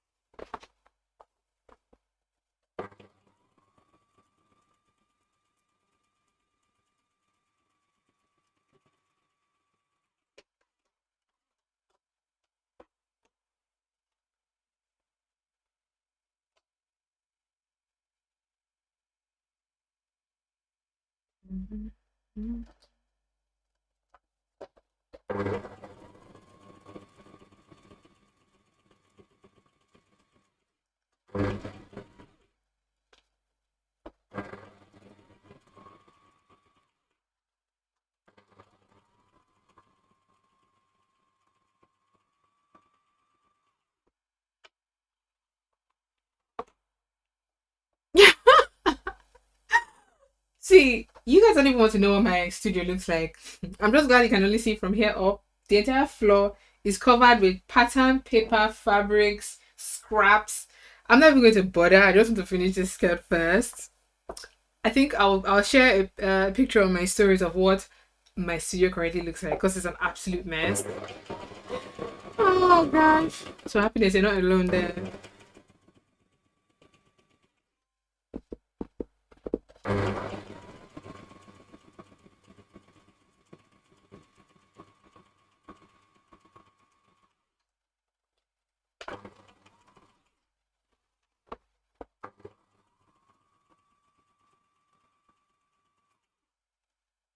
YouTube try though. Wow, 4 hours. Life should be still going.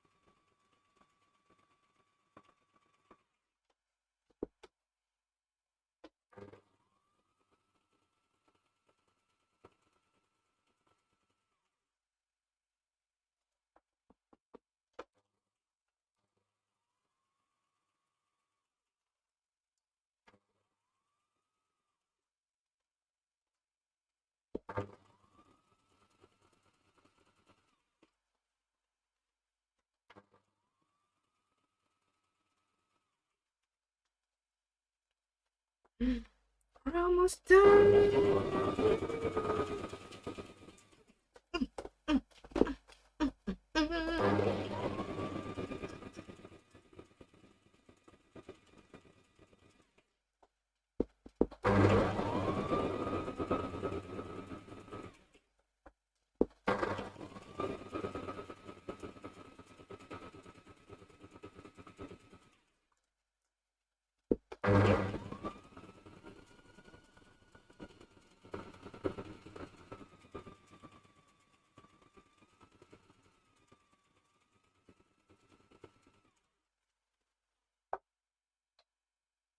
Aww.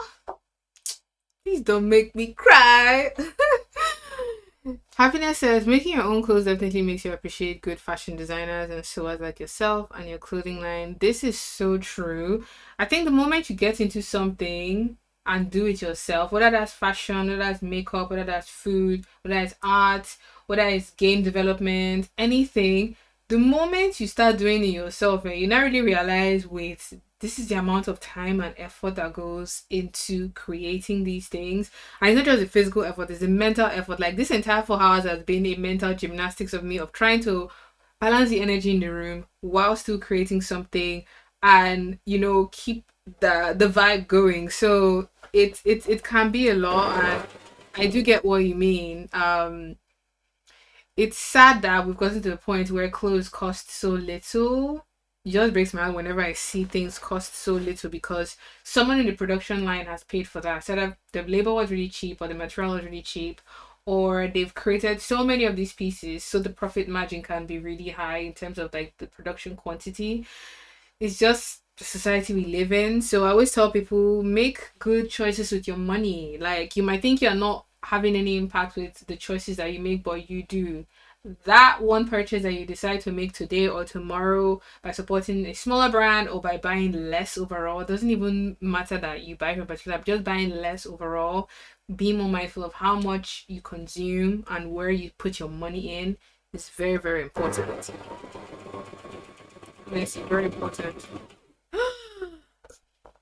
You know what just happened? Hey, the worst. Alu, the thread has finished. You know what? This is a sign. The gods of the sewing have given me a sign that we're going to stop here today. Let me just show you what I have done. The bobbin thread finished. Okay. At this point, somebody needs to invent a sewing machine that has a sound for when your bobbin thread finishes, because I absolutely cannot believe that this bobbin thread finished and it didn't say a word to me. It was just quiet. My bobbin thread finished. Yeah, what? Your bobbin? The bobbin finished. The thread finished. Oh. And when that happens, it stops sewing, even though the machine keeps going. Really? Somebody needs to invent a sewing machine that makes a beep, a light comes up or something, because I know. I was just saying it not too long ago that the studio is so messy. Oh, George is coming to help me clear up. Thanks, babes. Thank you. I'm at the end, don't worry. The husband done too.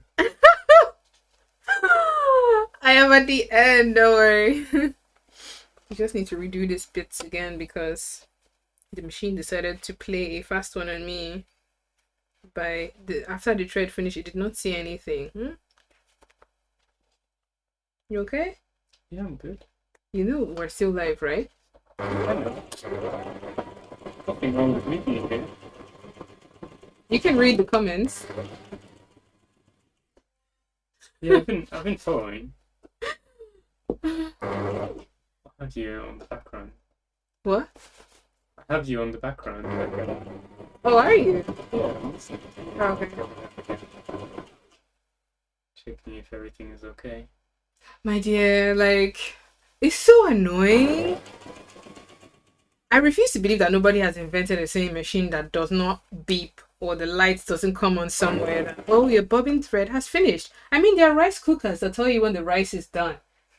Somebody has to have invented a machine that says your bobbin thread has finished. I'm going to actually research into that because it's like, why? Why, God?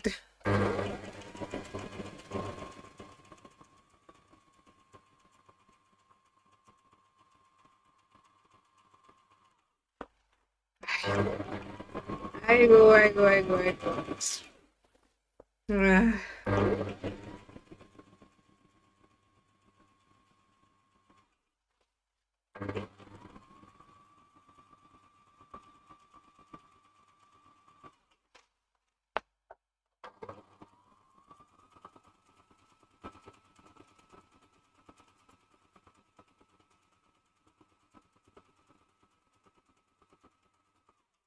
Doesn't know what she's Is that like the last? Literally, it's a last step. It's a very last step. What did you do? Did you change it? Yeah, I just changed it to a similar color. I had a shade of blue that I could use.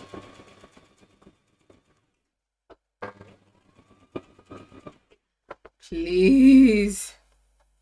Sewing gods, let me finish this skirt without any more issues.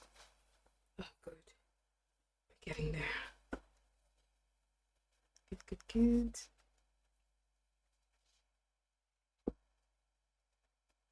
Yeah, having fun. I am actually. The people in this session today are just, Keeping it entertained. I swear, we're keeping each other entertained. The comments are like gold, pure gold. Which is one of the really good things about small classes and small live streams. Like, you can really get to know everyone, like who is who, where everyone is at. Whereas if it was a bigger group, it would be difficult to keep up.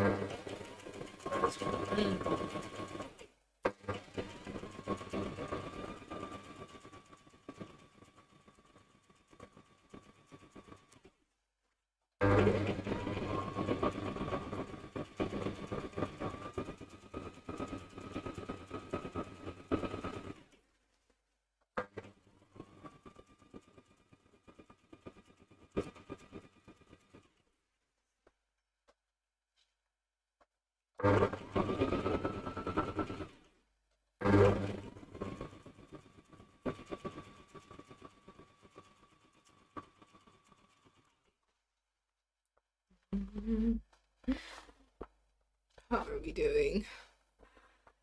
Let's see what that did.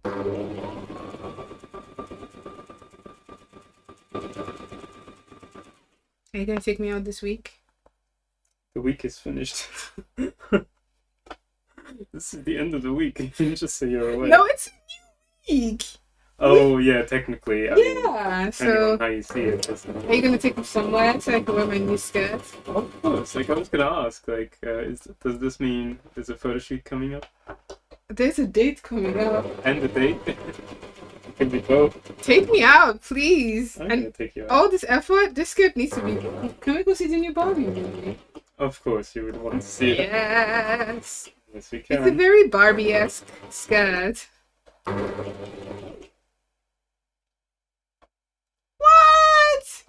Someone £1,000. for a machine! Damn! Just for reference, this one was £50. 56, I think.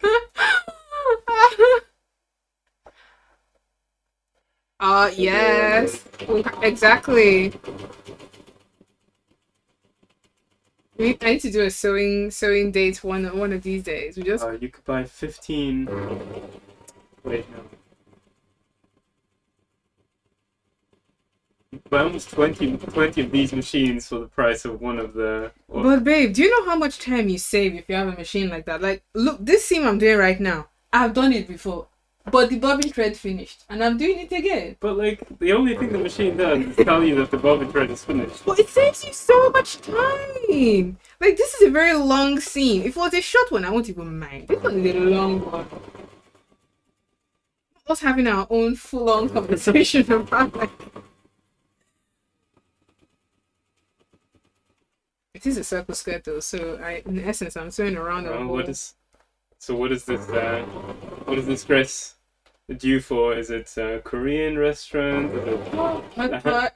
a hot pot? Chinese? Hot Japanese? Pot. Let's pick hot pot. Hot pot! Didn't even consider like pasta. No, hot pot. Like hot pot has been on my mind lately, so. The hot pot dress. It's the hot pot dress. I'll make sure I wear a loose top so I can eat. So I can eat a lot.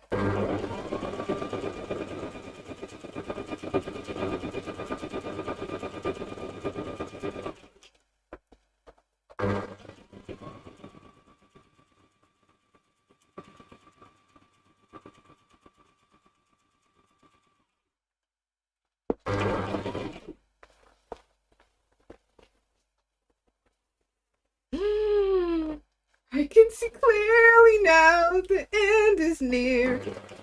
Oh my gosh. I'm actually almost done. I can't believe it. 30 minutes extra, but we got it. We got there at the end.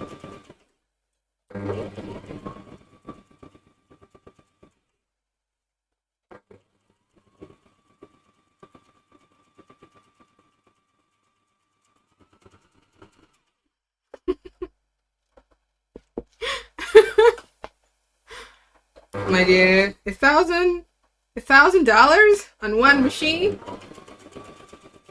Except if somebody's investing in that machine for me. I'm sorry, because my industrial was less than 1,000. Yeah. My industrial was like £600. It must do like so many other things. Yeah, like probably. Let's put this feature in as well. Because I know there are machines that it threads itself. You just need to press buttons and it will thread itself. Does it also sew itself? Unfortunately, no. You need to do the work yourself. I mean, I don't know. I don't use it, so I don't have experience. Okay. You can sew the entire thing by itself. Then I mean, at that point, you might as well just go to a factory. Okay, for me, please. Okay, thank you. Oh, God, I have actually finished. So we made it to the end. This is the opening that I left. I'm going to turn the skirt inside out. And if everything has been done correctly, the hemline of the skirt should be fully finished. And it's just a case of closing up the hole with either a top stitch, hand stitch, or fabric glue, whatever method you want to use. I do need to give this skirt a very good press with steam and everything to relax all of the stitching.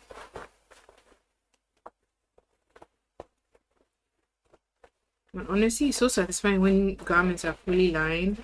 So even if breeze blow and the wrong side of the skirt is revealed, everything is clean on the inside as well. Hey, that's like a big donut. Okay. Everything looks correct. Nice. Yes, it was, Magdalene. The 600 pounds. It was brand new. It's my Juki machine. You probably can't see it. It's at the back. It's what I use these days for my tutorials on YouTube. I think the seller got a good deal from whoever was manufacturing that machine, because I remember it was January. I think it was January last year or the year before. I think it was the official resale though for the UK. Was it? That machine was really cheap, and it came set up. Like, I didn't even need to do any setup. They came, set it up for me, and I didn't pay an extra dime. So it was a really good deal. And the funny thing is, after I shared that machine on my YouTube, it sold out. Really? People kept emailing me like, I want to buy this machine. Where can I find it? I'm like, my sister, I don't know. Because I think when people found out the fact that it came assembled, it was industrial, and it was really, it's like a good Juki. I think DL 8700 as a model. Maybe they only had like 10 in stock. Yeah, I think a video I think they got a very good deal. They got a very good deal on that machine because for the price, I was even surprised. I thought it was going to come and maybe there would be an issue, but that machine still serves me really, really well. It's what I used to do a lot of my clothing these days because it's stitched a lot quicker compared to the domestic one. It's by Juki Magdalene. The machine, the industrial I'm talking about is Juki, so JUKI, and then the model is DL 8700. I got it it was 500 and something pounds, but I rounded up to 600 pounds. I got it on Amazon. I think I can find the link somewhere. Yeah, I can post the link. Yeah, I'll ask you to just post the link in the chat now so you guys can see it. I don't know if it's back in stock, but so the last time I checked, it was honestly sold out, and people kept messaging me, and I'm like, my dears, I wish I knew where to find more, but this is the person I bought it from. The person is based somewhere in the UK. I don't even remember exactly where, but I remember calling them before I actually placed the order just to confirm that I was an actual human being and I was actually going to get my machine. But yeah, that's the story of how I got my industrial. It took me a while to decide on that particular brand and model, but I'm glad I did. Best decision in terms of like machines in recent years. Okay, let's finish this up.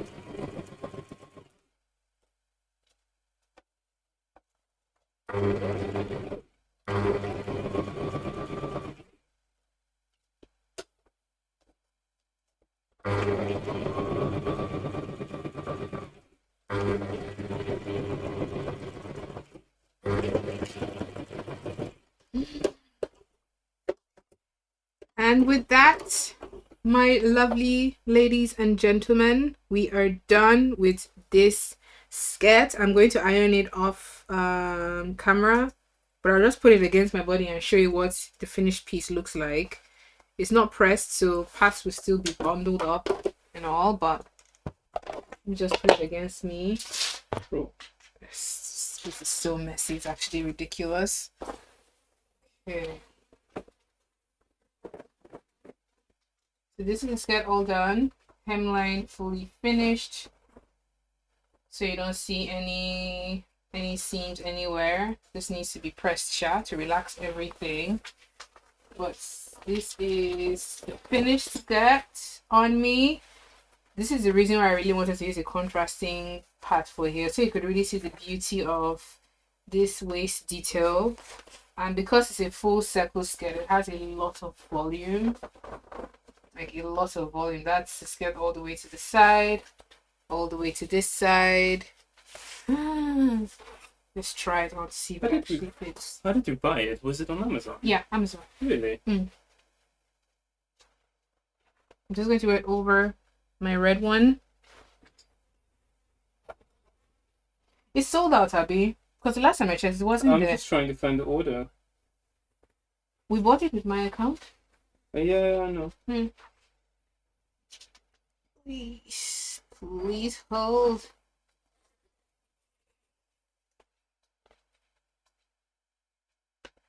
Yes, this is my skirt all done. Yeah, £600. It was so cute. That's the back. I definitely need to press this. Let me step back and show you guys. Move the chair out of the way. let me change something. So from there. Oh, got this red one under. God, I've lost so much weight. It's actually frightening now. Hello. This is frightening. What Okay. did you make a different size? I used 28 inches on my waist, but I think my waist is a lot smaller than that now. Wait a second, let me just. But this is the skirt all done. Thank you guys so much for staying till the end. I definitely need to press all of these bottom edges to finish everything, but because it's a full circle skirt, it has a lot of volume. Thank you for hanging out with me all the way till the end. It looks nice. It's pretty though. What's oh the my thing God. at the front? Is that just like design? Yeah, just a design feature. This you can do in the same fabric, but I tend to do it in a darker color so people can clearly see the difference between the waist and Turn the around. rest of the skirt. This is the back view. It's really cool. Yeah, I need to press all of the seams. Yeah, it's a bit poofy right now. Yeah, it's because I haven't pressed anything. It looks like a balloon skirt at this point because it's not pressed. It's nice though. Yeah, Looks thank pretty you. on you. Thank you happy? so much for being and hanging with me for the last 4.5 hours. We are done. Thanks to George for being our tech support of the day. Thank you so much, Happiness. Thank you, Goodness John. Thank you, Magdalene. I will share pictures when I style this up, when I press and style it up, probably over the week. I'll share it on my Instagram and on my comments page so you guys can see what it looks like when I've ironed it and I've styled it with maybe a black t-shirt or a white t-shirt or a nice blouse. But I hope you enjoyed this. I look forward to seeing your finished work. Please send me pictures on Instagram via email so we can celebrate each other's wins. This has been so much fun. Until next time, have a good morning, afternoon, and evening wherever you are. Why do I say that at the end of every video? Yeah, I don't know. Put the skirt back on. Bye everyone. Goodbye.